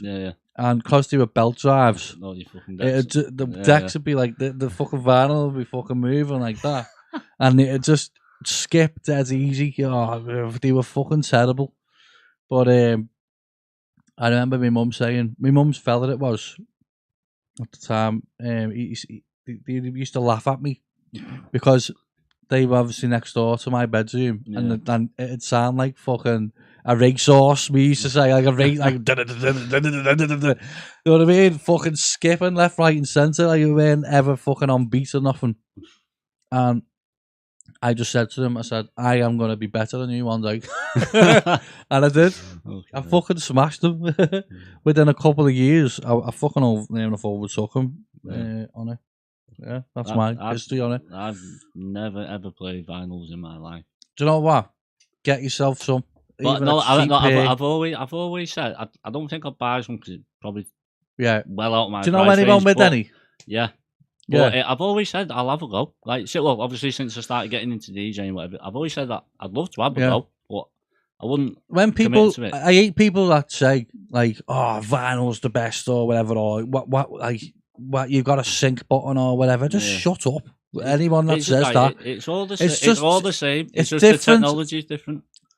It's a different experience. I say to people. Yeah. Move the mic a little bit there. Just bring it that way. That's it. It's a different experience, and that's it. Yeah, that's because you've got to concentrate on it well more harder. Yeah. And it does actually feel like you're actually DJing on vinyl. Yeah. Do you know what I mean? That's what I mean. Like that's why I want to try it. Just like obviously, it's obviously harder. It's a lot harder. Yeah. But it's worth going through that stage just so you can say to yourself.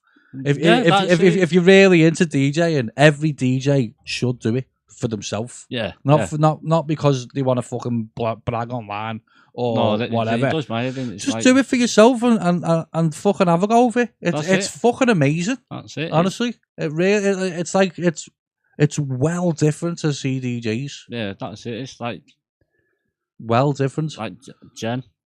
Roman Jen was on the vinyls. I remember Jen on the vinyls. She's still got Technics now. Oh, has she still got them? She's in the middle of getting them serviced, I think. Get them serviced, Jen. Give Glover a go. Show him how to do it. Jen must have told you herself already how fucking bad, like how good it is. Well, I never knew. Like Jen taught me this. Like obviously, you know the lines on the vinyl. Yeah. I didn't realise that was like the waveform. Yeah, that's the I wave. I didn't know that. Yeah, and them Jen lines are grooves. Yeah. Like Jen told me, I was like, "What?" It's mad. And she pulled out a vinyl, and she's like, "They're all different. It's mad." Yeah, I didn't know it's that. It's fucking mad, isn't it? How it works. There's people online now that show you can get a bit of paper. Yeah, I've seen them. Spin it on a fucking drill. Yeah, I've seen you that. You can hear the music coming out the paper. Yeah, I've seen that. Yeah, it's sick. But it's fucking it's crazy how them little lines are all different grooves. It's weird how it's a sound. And it plays sound. It's weird, isn't it? That technology's mad. You don't even need electricity for it to play. That's what I'm saying. Somebody showed you. He put a drill with a vinyl on. Yeah. He rolled a piece of paper into a cone. Yeah. Made it dead sharp on the end. Yeah. So it span the fucking vinyl with a drill and showed you. Put a piece of paper on the end and you can just hear the music. Oh, isn't that crazy? The technology's you don't even need electricity. It's like to hear it. It's mad. We sort of went off track there. So let's get back to your tracks. So you had AJ fucking I'm burping everywhere. Yeah, AJ Company, Last Goodbye. Warrior. Yeah. And what was your third one? Moonlight Party. So okay, so there's your classics. Right. So 3 modern ones. Yeah, your modern ones. Now you're talking 2008 and onwards here. All right, yeah. So it's kind of. So it's still sort of old as well, mixed in. I'll try and do it like as late as I can. Yeah, go on. Because a lot of music now, for me personally, it's a lot of new music's hit and miss. It is. It's like I feel a bit tight really because I only really listen to maybe 3 or 4 producers at a push. Yeah. Who proper exactly like if they put something new up, like I won't listen. Yeah. But tunes like fits in Rossi B music box.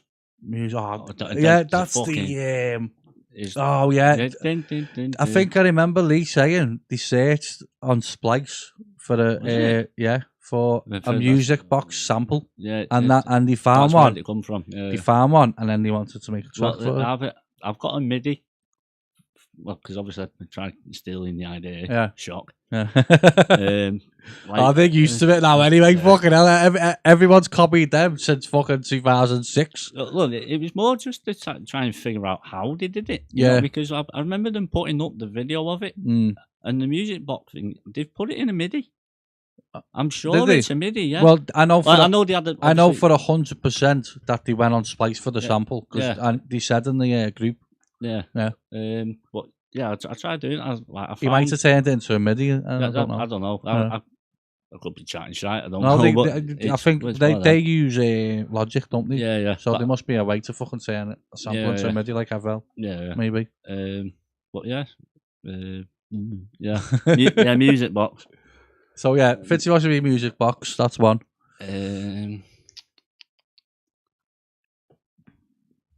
What else are you into? I'm trying to think. A lot of the stuff, like, it's very similar, like the sort of stuff I listen to. Yeah. It's predominantly just Fitzy Rossi B, DVB the fucking stuff like the kings of Don Carpy. I got like Greenie was at Rome's when we done Antidote 10. Oh, we had a photo seeing him on the video. Yeah. I don't know if I can say anything about it, but there's a video coming out. Yeah, he made the track for it, so that's why he was there. Yeah, I was right. And I said to him, like, is it like a promo video thing? No, of the brands or no, it's something different. Oh, is it something different? But I don't know what I can. Yeah, just leave it at that then. Yeah, but he was there anyway, and I said to him, like, well, I just love it. I think that probably wired.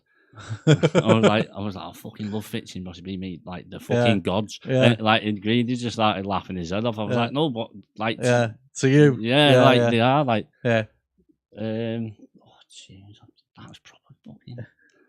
Right, I've been wanting to come on this podcast for ages, right? I've gone over this so many times in my head, and now I can't do it. It's hard, isn't it? Yeah. It gets everyone, though. But- It does get everyone. LSG, Lonely. Oh, LSG, yeah, that's a fucking surprising one. He's really fucking No, good. he's good, he's only a kid. Yeah, he's only go 19. sit over that way a little bit, please, Clive. I don't know whether you're in the fucking frame or not. No. But yeah, I mean, he's in the club group, and some of the stuff that he puts on there, it's fucking really good for how long he's been doing it for. Like, well, and he related to Shad. Yeah, I think it's his brother or something, isn't it? I don't know. Or cousin, I think. But no, he done the remix that Lonely. What Joe Carey? I think it's Joe Carey anyway. Yeah. That whatever the vocal goes, like he done a thing of that, and like it's only got like a dinky riff in it, but it's fucking sick. He reminds me a bit of Semi, whatever. His sort of style, isn't it? He was good as well. Oh yeah, he was. So I'm trying to think. This is so hard. It does get people this question, like.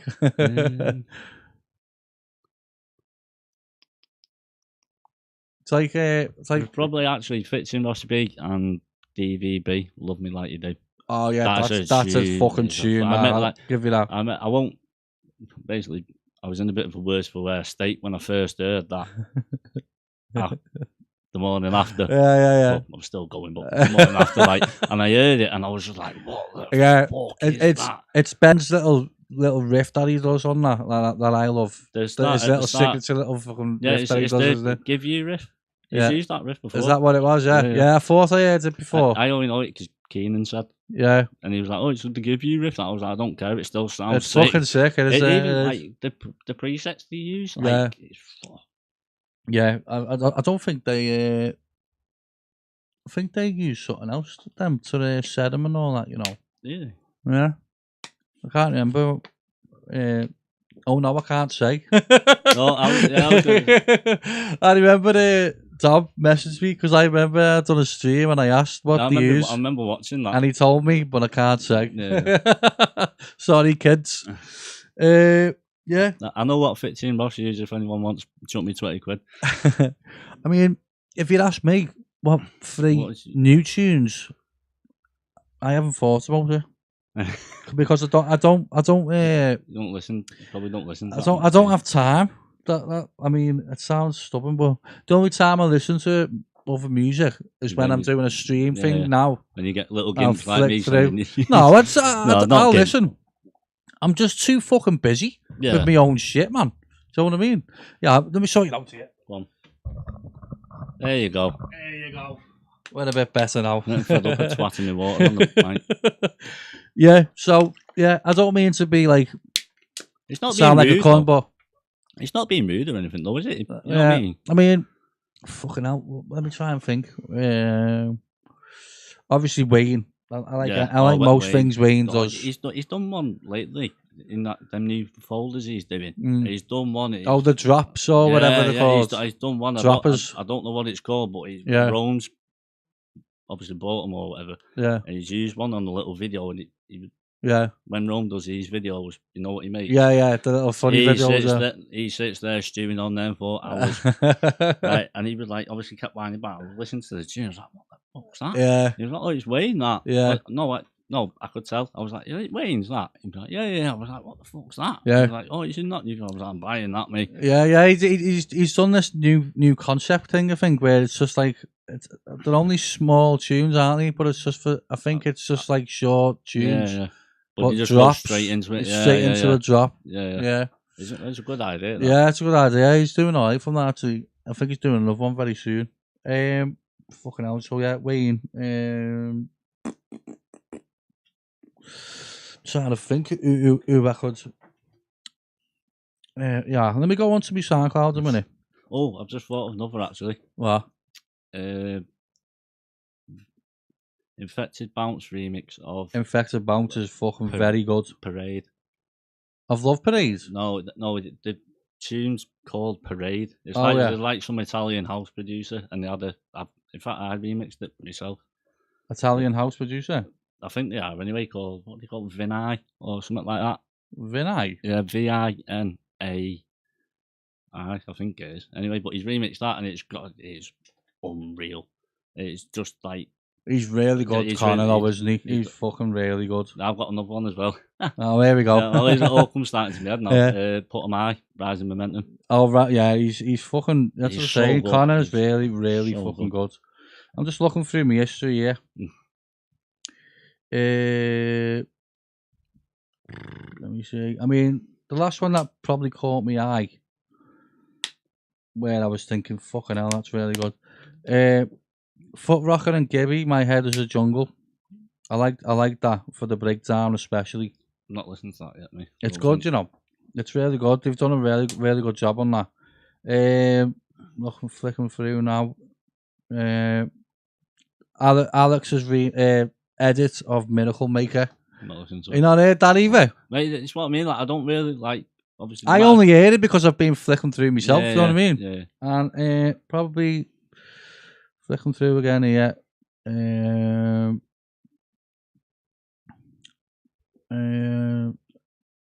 me see. I'm trying to think if I can say here. That one there. It was one of DVB. You for me and Mac. Oh, it's a new one that I've listened to. Yeah, that's a good one as well. So yeah, probably them three, not the winner for me. just pick up three fucking ones that I liked what I've recently listened to. Fucking first three, you see, like, yeah, I mean. Yeah, well, like I say, like it's hard for me, like, because I don't every bit of fucking time I get, I just fucking work on my own shit. That's it. For other people now, and I'm enjoying it. I'm enjoying making music for other people more than myself. I fucking hate it.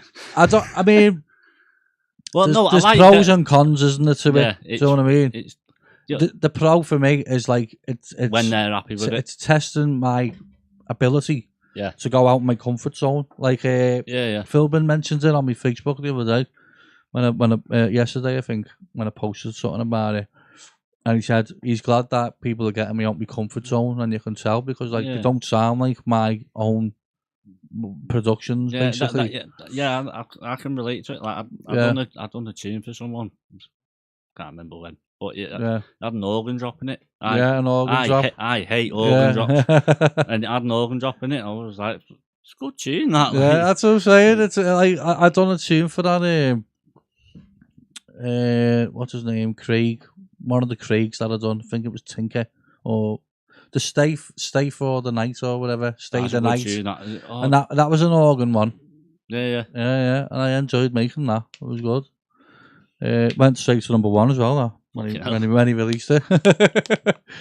The only thing I don't like is when you get.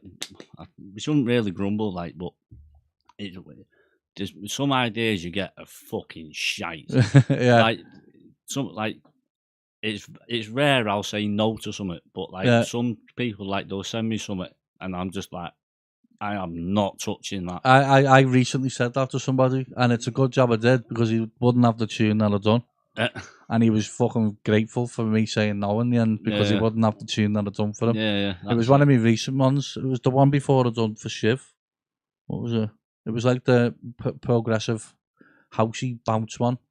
Can't think what it was. What the fuck it was called. But it's got like it was that Put 'em High one. Oh yeah. Did you hear it? I think I have. I've got some sort of recollection. I nailed the progressive house sort of sound on it, like. But he sent me some fucking weird vocal, and I was like, "Listen, mate, I'm not doing that. I'm sorry, but no." That fucking what is it? It was a lad I do tracks for from Newcastle. It was Cher walking in Memphis. I was just like, "You've got to tell them, haven't you? You've got to." But I did it. Oh, you did it? It took me a while, but I did it, right? I hated myself every time I opened the project. I was like, oh, but this weren't even like a fucking acapella, this. It was like some little weird vocal fucking thing, and I was like, what do you want me to do with that? Like, so, like, what? I can make a track, obviously, but it's not going to be any good. Yeah, that's one thing. It's not going to be like, people aren't going to want it.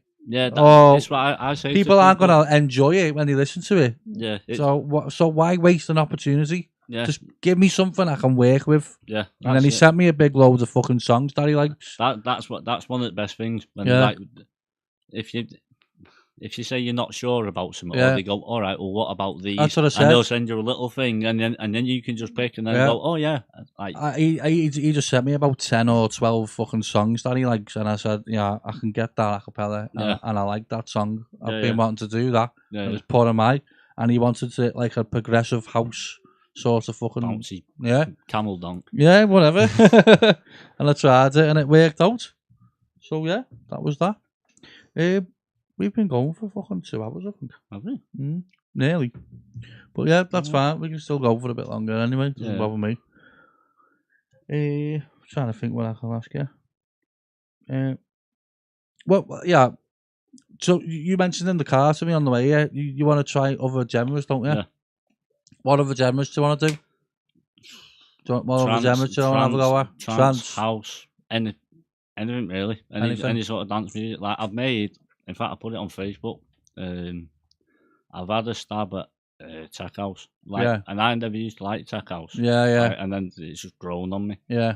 And I haven't got a fucking clue what I'm doing. Like I'm just doing it. It's probably I probably put more work in by ear making that than I do with bounce. Yeah. Like I don't know, because I'll just listen to it and listen back. It's all right. Yeah. I can't really judge it because I don't know what I'm doing, but I listen back and it's all right. That, you know what I mean? Yeah. I watch fucking loads of trance tutorials. There's a good one I follow where Demis Helen. Yeah, I was about to mention it. Demis Helen. Yeah, he's class. There's another one as well. I can't remember. Something. There's I know what you're on about. AM is it or something? No, MAG. That's the one. MAG. Yeah, them. They're really, Meta and Glide. Meta and Glide. Yeah, they're good. Yeah. There's a few trance ones on YouTube, isn't there? They're really good. There never used to be. Like when I first started learning how to make music, there wasn't really that much like for trance. Like there was, but they were all like them stupidly in-depth ones where they overcomplicate them. Well, if you go onto that Sonic Academy, there's loads of trance ones on there. They've got like the in-house trance, uplifting trance producer in there that do the videos. Yeah. So have a look on that, mate. If you want to do that, that's good. They've got loads of house ones on there as well. Yeah. Well, like I say, I've got one of the house ones, like because in fact that's another sort of genre, like classic sort of house, like it's like I'd call it like kind of club tunes. You know, from like I want to say the mid 90s, like just like normal box, like sort of a radio tune, just a box standard dance tune, but like obviously try and make it as good as I can. You know what I mean? Like that's like Todd Terry sort of that sort of thing. That's like the end thing at the minute though, when you hear it on the radio, because like it's just like simple stuff that's working now. Yeah, isn't it? Yeah, it's like simple stuff's just getting big. I suppose it's the same with bounce. Yeah, in a way, like you can knock up a tune. Yeah, in a few hours, right? Just put a simple little dinky riff in. Yeah. I said on my last podcast, I think I am gonna have a go at something like that, like something slower, like maybe 135, 132, something like charty. Yeah, just see what happens. Yeah, you know what I mean? You never know, man. It's weird though. Like it's weird. Like you'll make you have a stab at making something else that isn't 150, right? Yeah. It sounds normal, but then when you listen, start making bouncy, and it's like, whoa, that's fucking warp speed. That. Yeah. I have had to go doing house bits, like, and you are right. It sounds dead fast, doesn't it? 150. Yeah. It's when you've concentrated on like 128 BPM or 125. It's like I've had to go at making hardcore as well, and as well. Yeah, and I've never tried hardcore. I've never been a fan. I'm probably talking out my ass, but it's basically the same, just without a donk. Yeah, it sounds it. It does sound it. There's a few elements that are a bit different, but it's broadly the same. But then, like, so obviously make that like 160, 170, whatever. 160 sort of stuff I can just about like work with, because like I listen to Medicine CDs, so I'm used to it. You know what I mean? Like, but like, and then if anything past like 160, I'm like, I don't know. I've got back to bounce. Like, I can't stand it. Yeah, I think hardcore is like 165 minimum, isn't it? I don't know. I think it is. It's like 165 minimum, but I think the majority of it's like 175 or 170 or something mad like that. Cal's put, I've missed bits, so he may have already. What does he mean by that? I don't know, can't see. Cal said, I've missed bits, so he may have already. Cal, what are you on about, mate? What are you on about, Cal?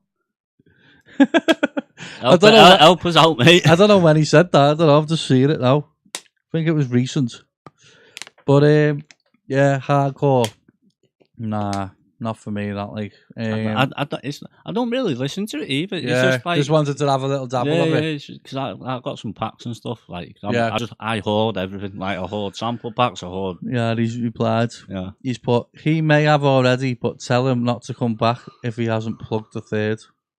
Oh yeah, we talked about that actually. Which? Antidote next week. Oh yeah. Here we go. We'll there you go, Cal. There you go, Cal. Right. What's going on next week? Antidote, the homecoming. We're back in Warrington next week. We're back in Warrington. Yeah. What's the club called? The Brass Monkey. The Brass Monkey in Warrington. It is a stupidly good, nice looking club. It's got a good sound system. It's got the lineup is obviously Antidote residents. So yeah, Rome, Jen, Angel. Yeah. Me, Cal, Phil Bin. Yeah. Groove Control. Good lineup, that. And we've got Cheese and Joe Taylor as guest DJs. That'll be good. We've got, and obviously Easy, DLT, Buckley. DLT's a beast. Buckley, yeah, he's right. Jonesy, Downsy, Bellis, yeah. And I might have missed one after, I'm not sure. And we've got Viper and Pricey as guests. There you go. That's a fucking big lineup, that, isn't it? Yeah. So that's in Warrington. It's £10 on the door, or we've still got some tickets left. £10 on the door, or get yourself a ticket, whoever's selling them. Yeah, that'll be defo worth going to, that, defo. So, get yourself down to that one there. Yeah, it's the club's like I say, like the club's like really yeah, we were smart. Talking about it on the way up, weren't we? Like you went there, didn't you? Yeah, to have a look at it. Yeah, it's like we've done a little walk around video, so we put a little video up from an event they'd already had in there, like just to say like this is where we're at. But now we've done a proper walk around video. Yeah. You said it's like perfect for bouncing. It is perfect. It's like it's got a low ceiling. Oh yeah, the low ceilings are the ones. The lights. Yeah. It's a bit weird. Like it's kind of made for Antidote. Like because our logo is red and white. Yeah. The lights in there are red and white. Ah, that's right. So it's like it's perfect. Yeah. These ones done a good club by the sounds of that. Then there's a good let's say it's massive. Yeah. But it's split off. Like there's a cool down area. Well, we'll be using it as a cool down area as well. At the minute, it's got pool tables in it. Like well, the bar, good size. So I don't think you'll be like waiting for bevies. Yeah, I'm pretty sure we're doing booth packages as well. Oh, doing booth packages. I think so. Oh yeah. Well, yeah. If you're thinking about going there, get on it. There you go. Sounds like a good night out there. So I think what else we could touch on then. Do you want to touch on anything? Do you want to ask me anything or anything? It's hard to pick on the spot. Like say like I've wanted to come on this for ages, right? And I've had like the favourite tune for I've already had it in there, and then you get in, it's like. Yeah, what about a funny story? Have you got any funny stories you can tell? Fucking hell, what that I can tell? Yeah. What you can tell without getting anyone into trouble. You know what? It's kind of funny within a funny way. Phil messaged me before. He went, right, don't like you can say this, but you can say this person's name. You can say this person's name, right? Don't say this. I was like, shut up. But no, I don't know. I'm trying to think. I got started on the party once for playing with a bit of change in my pocket. Like you got started on? Yeah, some guy, some tweaker. Right? I think he just come out of prison. Oh yeah, one of them ones. Yeah, you come around Philbins, right? And I was playing with a bit like 30p and changing my pocket, and fucking spanner just like that. And he's going, oh, what you doing? You got a knife on you? Oh, you got a knife? Hell. Yeah, and I was like, you can just being off your fucking paranoid. Yeah, and I know. And then because he was saying that, I was like, no, I'm playing with change. And he'd be like, no, you've got a knife on you. He'd be like, change. He's got a knife on him. And he's got a knife. And I was just there like, I've got 30p. I'm scared. I can't even afford a knife. What the fuck is that? And he's like, his mate had calmed him down and all that. And because obviously then that set me off. Like, Where was that? Filbin. Oh, was it? Yeah. Wow. Who's the Philbin know where? Isn't that like? Philbin knew him, but well, he knew. Or was he just a tag along from someone he knew? I think he was just a tag along. Was like, he? I don't know who it was. Like, fucking. Cal said the teeth, whatever that means. I don't know what he means. Are you on about that morning, Cal? That morning, Cal. Are you on about? Oh, that was horrible. If that's what he's on about, it's horrible. Let us know, Cal, if that's what he's on about. If that's what you're on about, sorry. The teeth on that morning. You'll be thinking now, should I say it or not? No, I've got he's that. put in Wales. Oh, yeah. How can I forget that? Wow. Right. Right.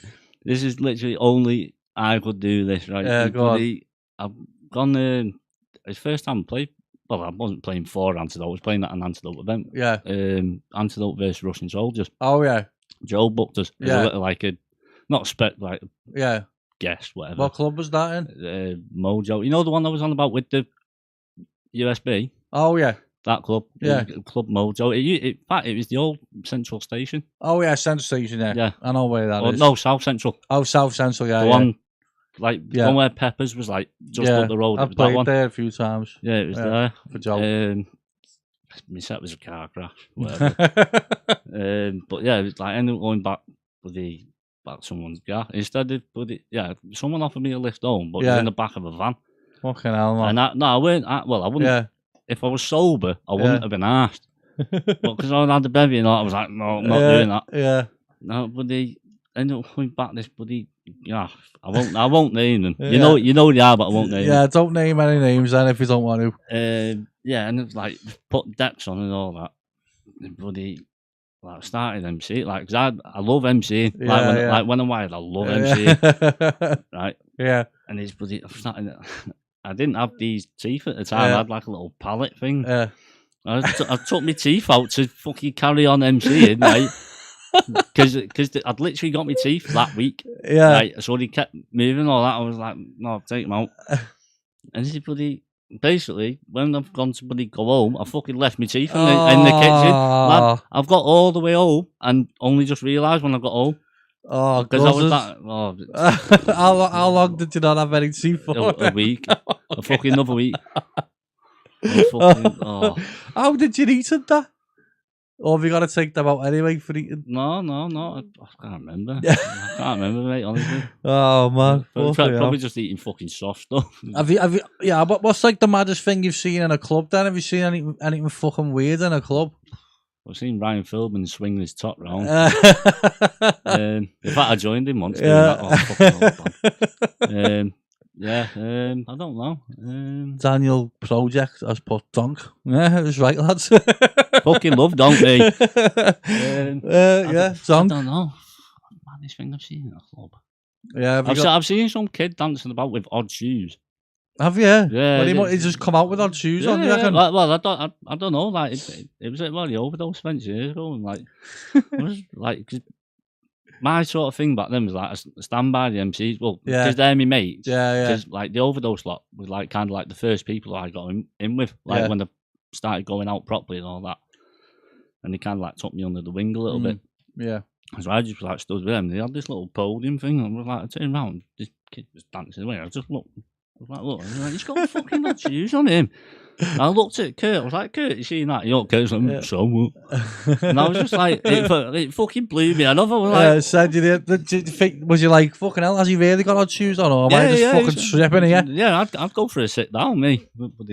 Callum's put by butt. Oh. What's that one? Oh. It's not right. This isn't actually anything to do with me. I was just there. Yeah.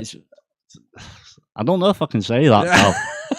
That's a bit. That's it. No, it's not harsh. It's just a bit close to the bone. You know what I mean? All right.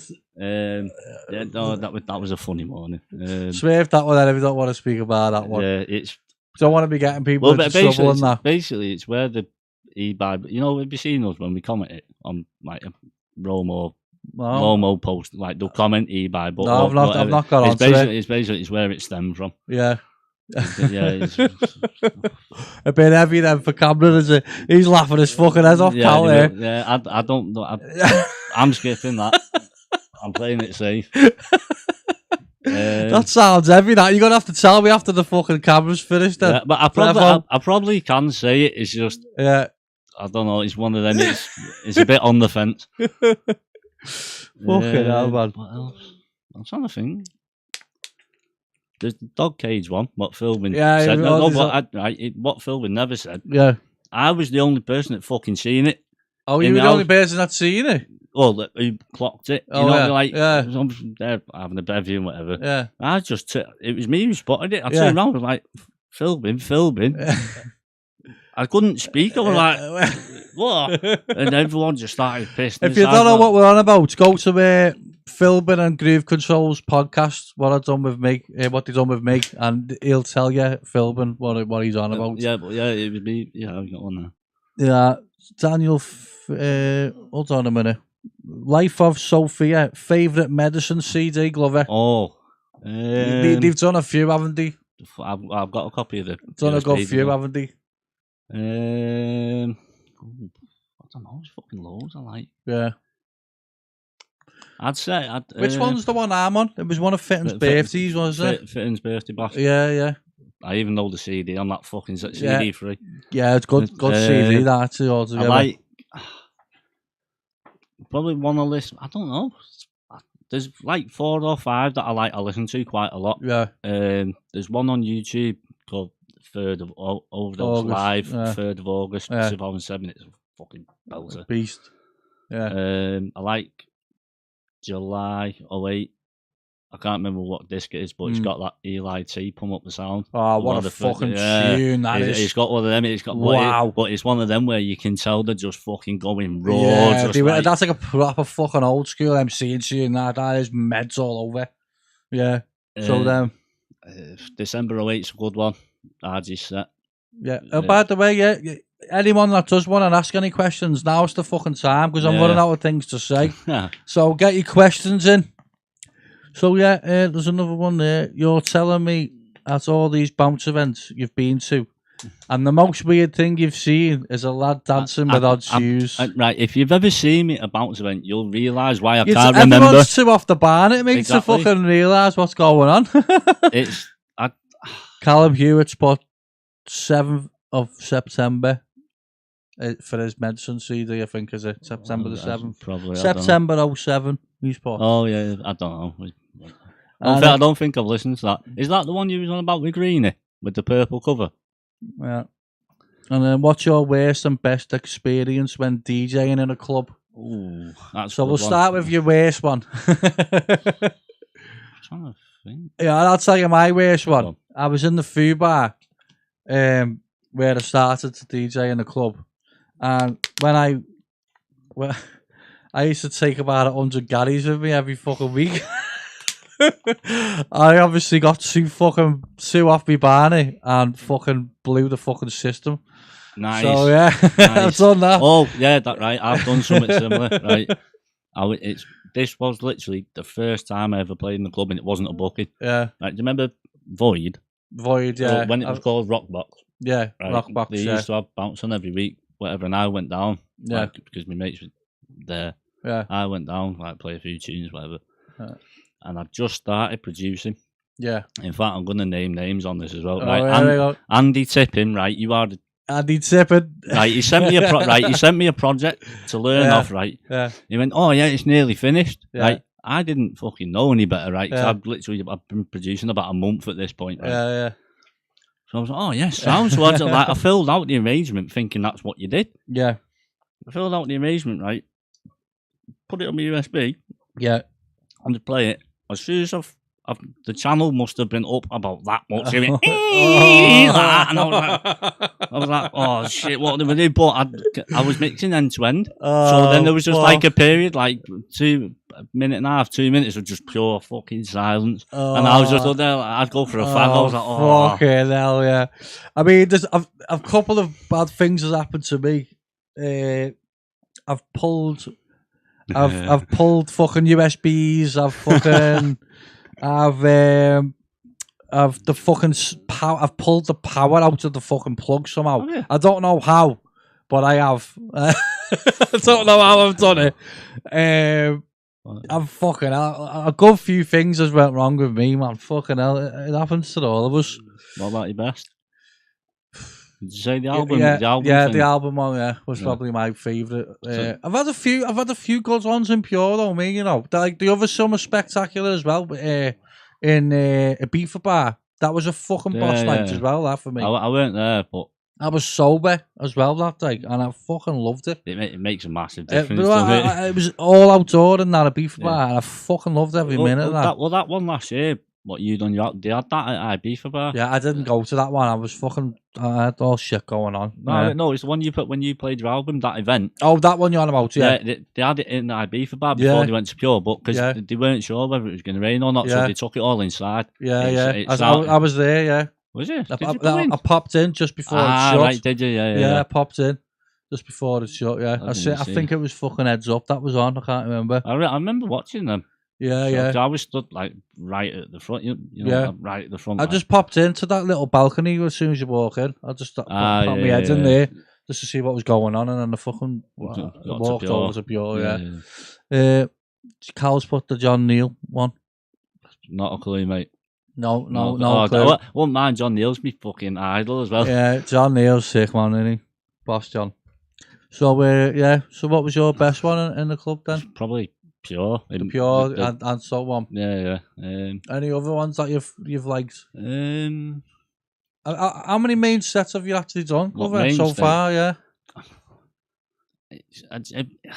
It's weird to categorise because obviously I do a fair few room twos, but then I'll do events where there is no room two. Yeah. So like Antidote, for example, there's no room two there. I done Fat Goose last year. Did you? In fact, it was Bank Holiday weekend last year. Yeah. And that was. I can't remember much, but I know I played a decent set. Like, you know what I mean. What type of tunes you play on your sets? Like, can you name some like tracks that you like to play on your sets?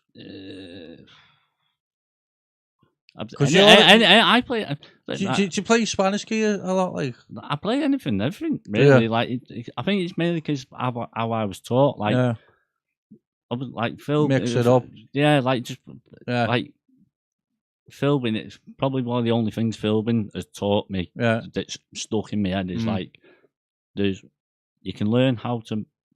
No, there's being able to play and being able to mix.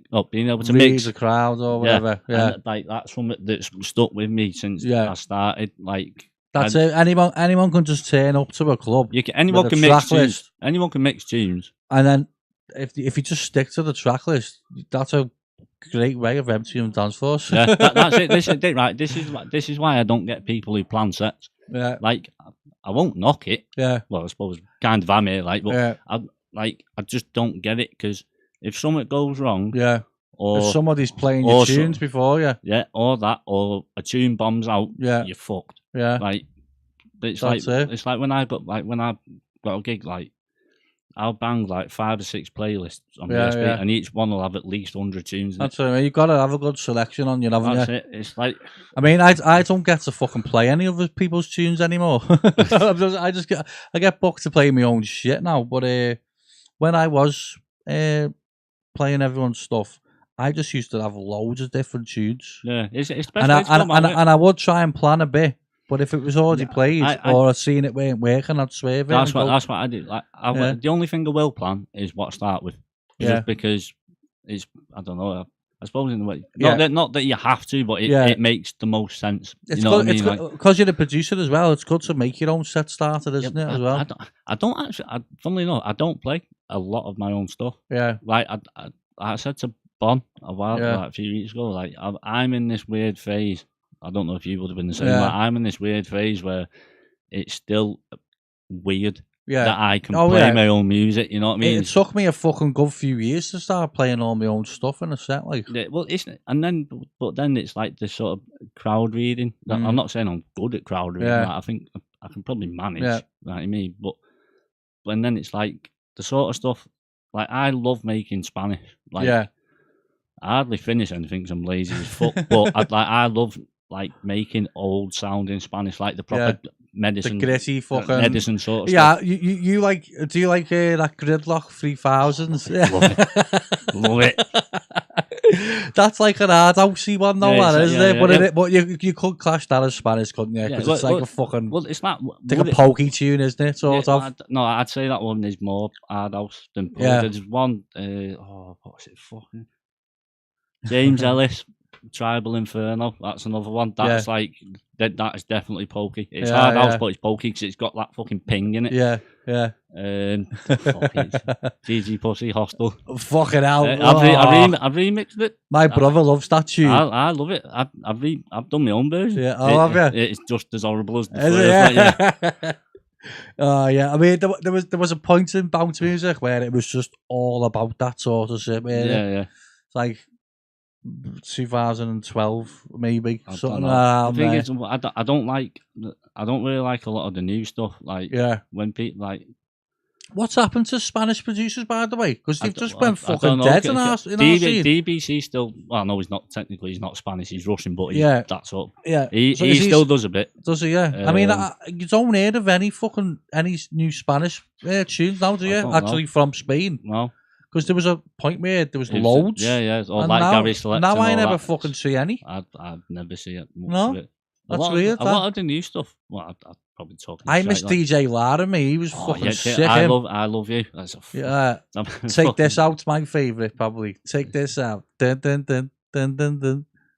I've never known what that was. Body moving. I've never known what that was. Thank you. Yeah. DJ Lara, take this out. What's your honey done?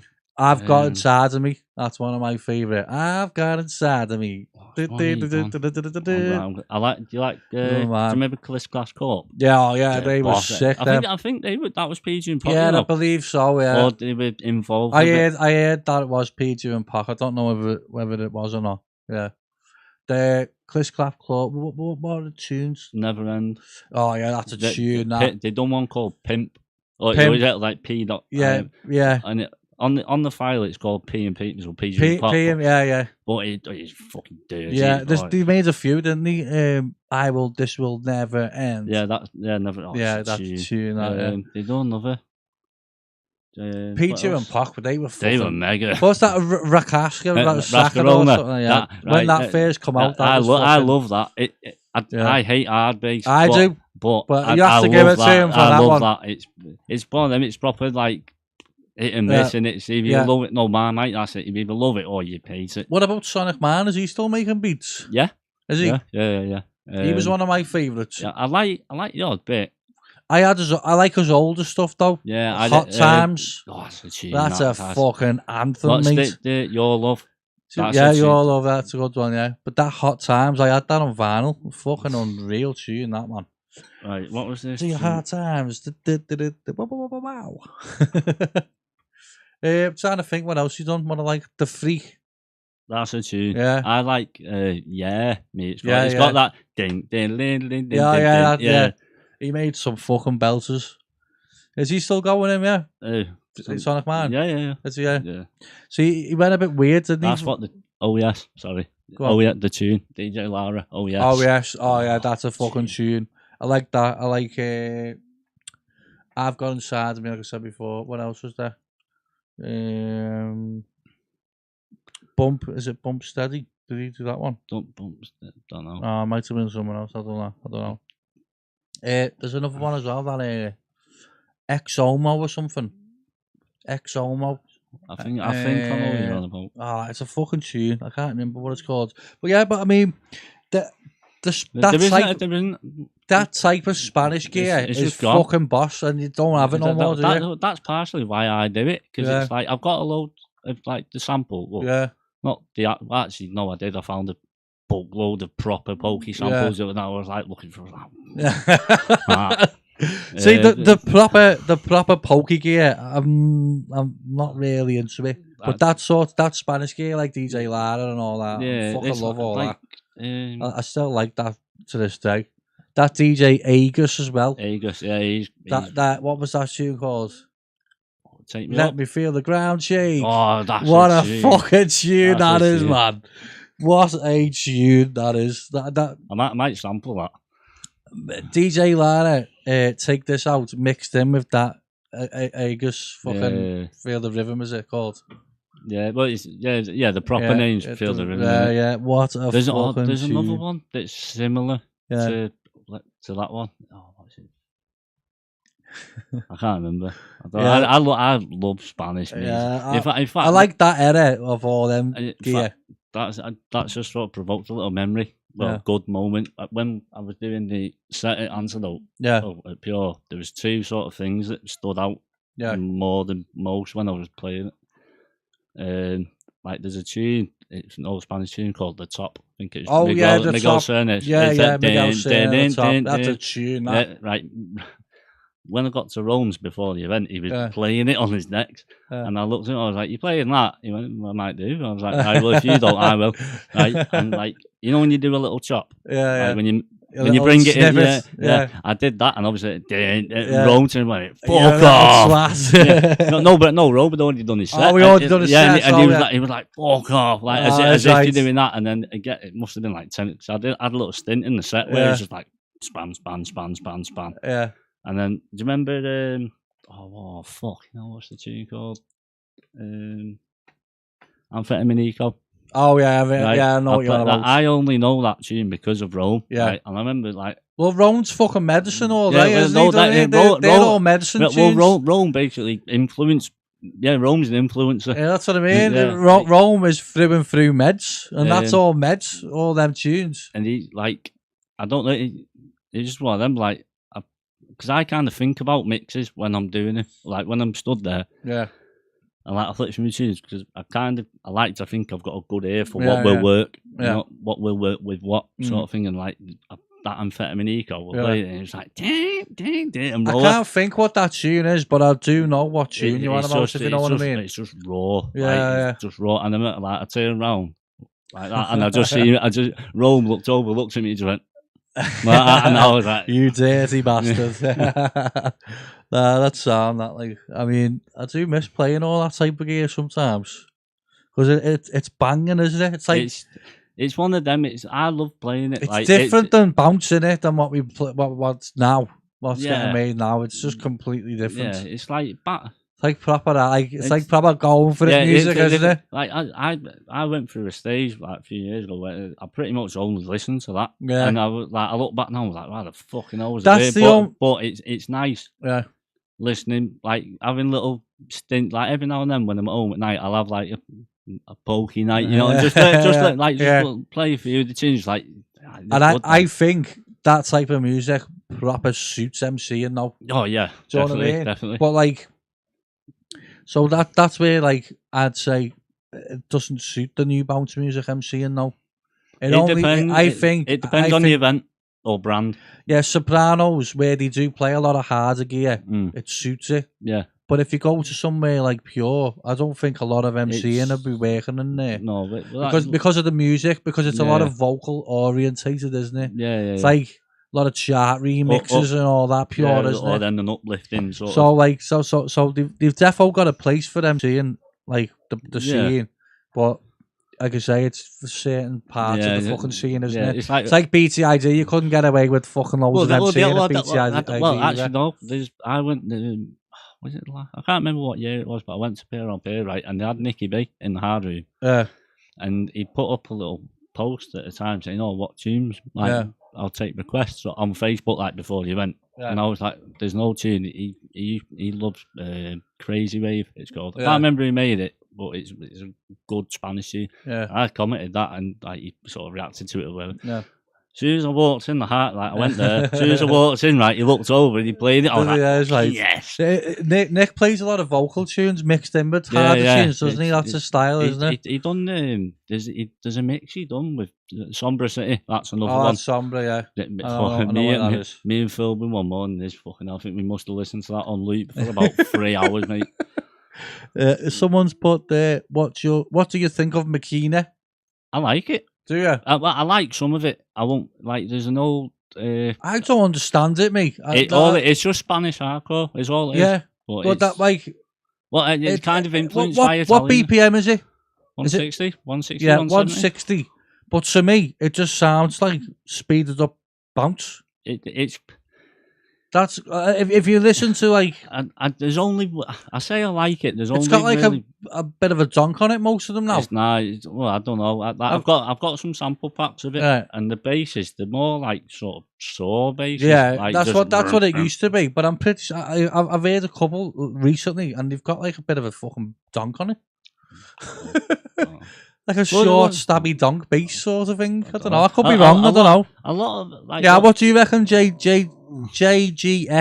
Is there any dunk on the new Makina? I think he's a. Answer me. Are you a Makina producer? I'm sure I recognise. Yeah, that are name. you a Makina producer, mate? I'm sure I recognise that name. JGS. I'm sure I recognise that name. Yeah, maybe he is. Possibly, I don't know. I don't know. But like, I've got a few of the sample packs. I don't not like it. Like, yeah. I'm the same. Like, I don't listen. I've not listened to enough of it. Yeah. You know, like, there's only one tune that like sticks out in my head, and like, I love that tune. It's Quasimodo, Memories. Yeah, he's wrote something there. A lot of the new stuff coming through has got the dunk stuff in it, and he's put "I am bro." There you go. So there you go. Yeah, so I thought it did. I've not listened to it. I don't think it's like full on dunk. It's like a short, stabby like dunk sort of thing. Yeah, you know, like sort of a like a house dunk, but shorter. Ooh. It sounds like a shorter, like I'd say something like that. I've heard a couple like that when I've just been flicking through whatever. I've heard it. It's like I listen to bounce pretty much every fucking day. Yeah, I hate myself for it, but it's the way it is. I listen to a lot of like techno and like progressive house and stuff. Like my brother's got me on techno a bit. He's a big fan of techno, but like I'm more into like the new progressive house sound. Me. Yeah, I like that sort of stuff. Like I've got onto this producer duo last year. Like I was listening to Radio 1 and they had like a guest mix on. Yeah, guest mix on Pete Tong's show. Yeah. And they're called Tabasco, and they are fucking brilliant. It's like a hybrid between like camel fat and bicep. Yeah, it's like some mad hype. Yeah, they're fucking brilliant, mate. Honestly, like the production in the track is so good. Yeah, like I must have gone, but they must have gone on the SoundCloud with who the fuck's this? Like I've just gone ping, like me liking everything. Just like I'll have a look at them. Tabasco. Yeah, it's like how you'd spell the Tabasco sauce, but just with a K instead. He's put using the dunk machine most of them. What a fucking plug-in. Alan Aztec. Shout at Alan Aztec over there, man. Fucking hell, man. He's still making tunes, I think. Is he? I think so. I'll keep it. Is he under Alan Aztec still then? I've not seen any of his gear for fucking years. I see bits of it now and then, but I don't know how new it is. Where's he from? I mean, he's from Blackburn. Where is he? I'm pretty sure Ant's seeing that knowing. Do he? I think so. Yeah. I think Ant's made a tune with him. I remember a tune he made called Illusion or Illusions. That was a fucking tune. Not that. You just put one in my head. That feel for you. Feel for you. What's that? Alan. Oh. It's a fucking shit. It's just like he's got a big piano. He's got his own fucking bass sound, and he his own dunk. Yeah, it's one of the worst sample packs in the world. But it's like, have you not got the dunk pack? Wayne sent me it. Yeah, the Alan Aztec dunks. It's not that great, but there's a few like bits in it that are like. Are they all made from his dunk machine? I'm guessing so. That like dunk machine. I don't know if you've ever used it. Like, but I've not used it. I've seen it. I've got it. I think I've got it, but I've never used it. Everything sounds the same. Yeah, like, every single. It must have the exact same fucking wave table then. I don't know, because you can change, like, well, you can modulate it and shit like that, but whenever I've used it, I've never been able to make like what I'd call a dunk. Yeah, it's hard. It's really hard. I've done a couple on Serum. It's fucking hard though. Because it's like say like a dunk to me is like an MJ sort of like or the Alex K Gaunt sort of sound. Yeah, the Gaunt. That's a proper dunk. It's hard to recreate them. You can't recreate them on anything. No, you just can't. You need something what the clubheads used to use. The J. There's something. No, wait. It's hardware. Yeah, I know that. And that's like the best way to create a dunk, apparently. I seen someone, I think it was Antsy, he said a while ago, like, the donk, that It's- original donk sound, yeah. it was a preset, and they just like played about with it. The donk is, it was a preset, but it's modulated off the first oscillator. Yeah. So the second oscillator is modulating the first one to Right. make it sound stabby, Yeah. and that's how they created it. I think. I Anyway, don't know. as best as I know. But yeah, I think it was a preset on one of the things. Yeah, I remember they've reading it. manipulated it. Yeah, played about with it. Yeah. So I reckon we'll just wrap it up then, Glover. Yeah, that sounds. How long have we been going for? It's nearly 5 o'clock. So we've smashed it. Yeah. So thanks for everyone to tune in. That's tuned in. Sorry, can't get me fucking words out either. Wish I was tuned in. You're not going out tonight. You're not going to Pure now. No. Pure's on tonight. If anyone wants to know, who's on again? It's Slammed. It's a new event. It's it's a multi-brand thing. Oh, most of the Antidote lot are on it. So go. Most of the Antidote lads are on it. So make an appearance if you're going. Where can everyone find you, then, Glover? What's your shit? Just SoundCloud. I think it's Michael Glover Bounce. I think it is. Yeah. You're not on YouTube yet? No, not yet. I am planning on get a channel created, man. Well, obviously I've got a channel. Like it's just I want all the set up. You know what I mean? But obviously I need to upgrade my PC and that first. So it's in the pipeline, just not yet. Cause get an album made. Fund your PC. That's what I done. I'll talk to you about something in a minute. Oh. Right, well, nice one for coming down. Good, mate. Appreciate it. It was a good podcast, that. Yep. And I'll see you next time. Like and subscribe as well, please. Yeah. See you next time.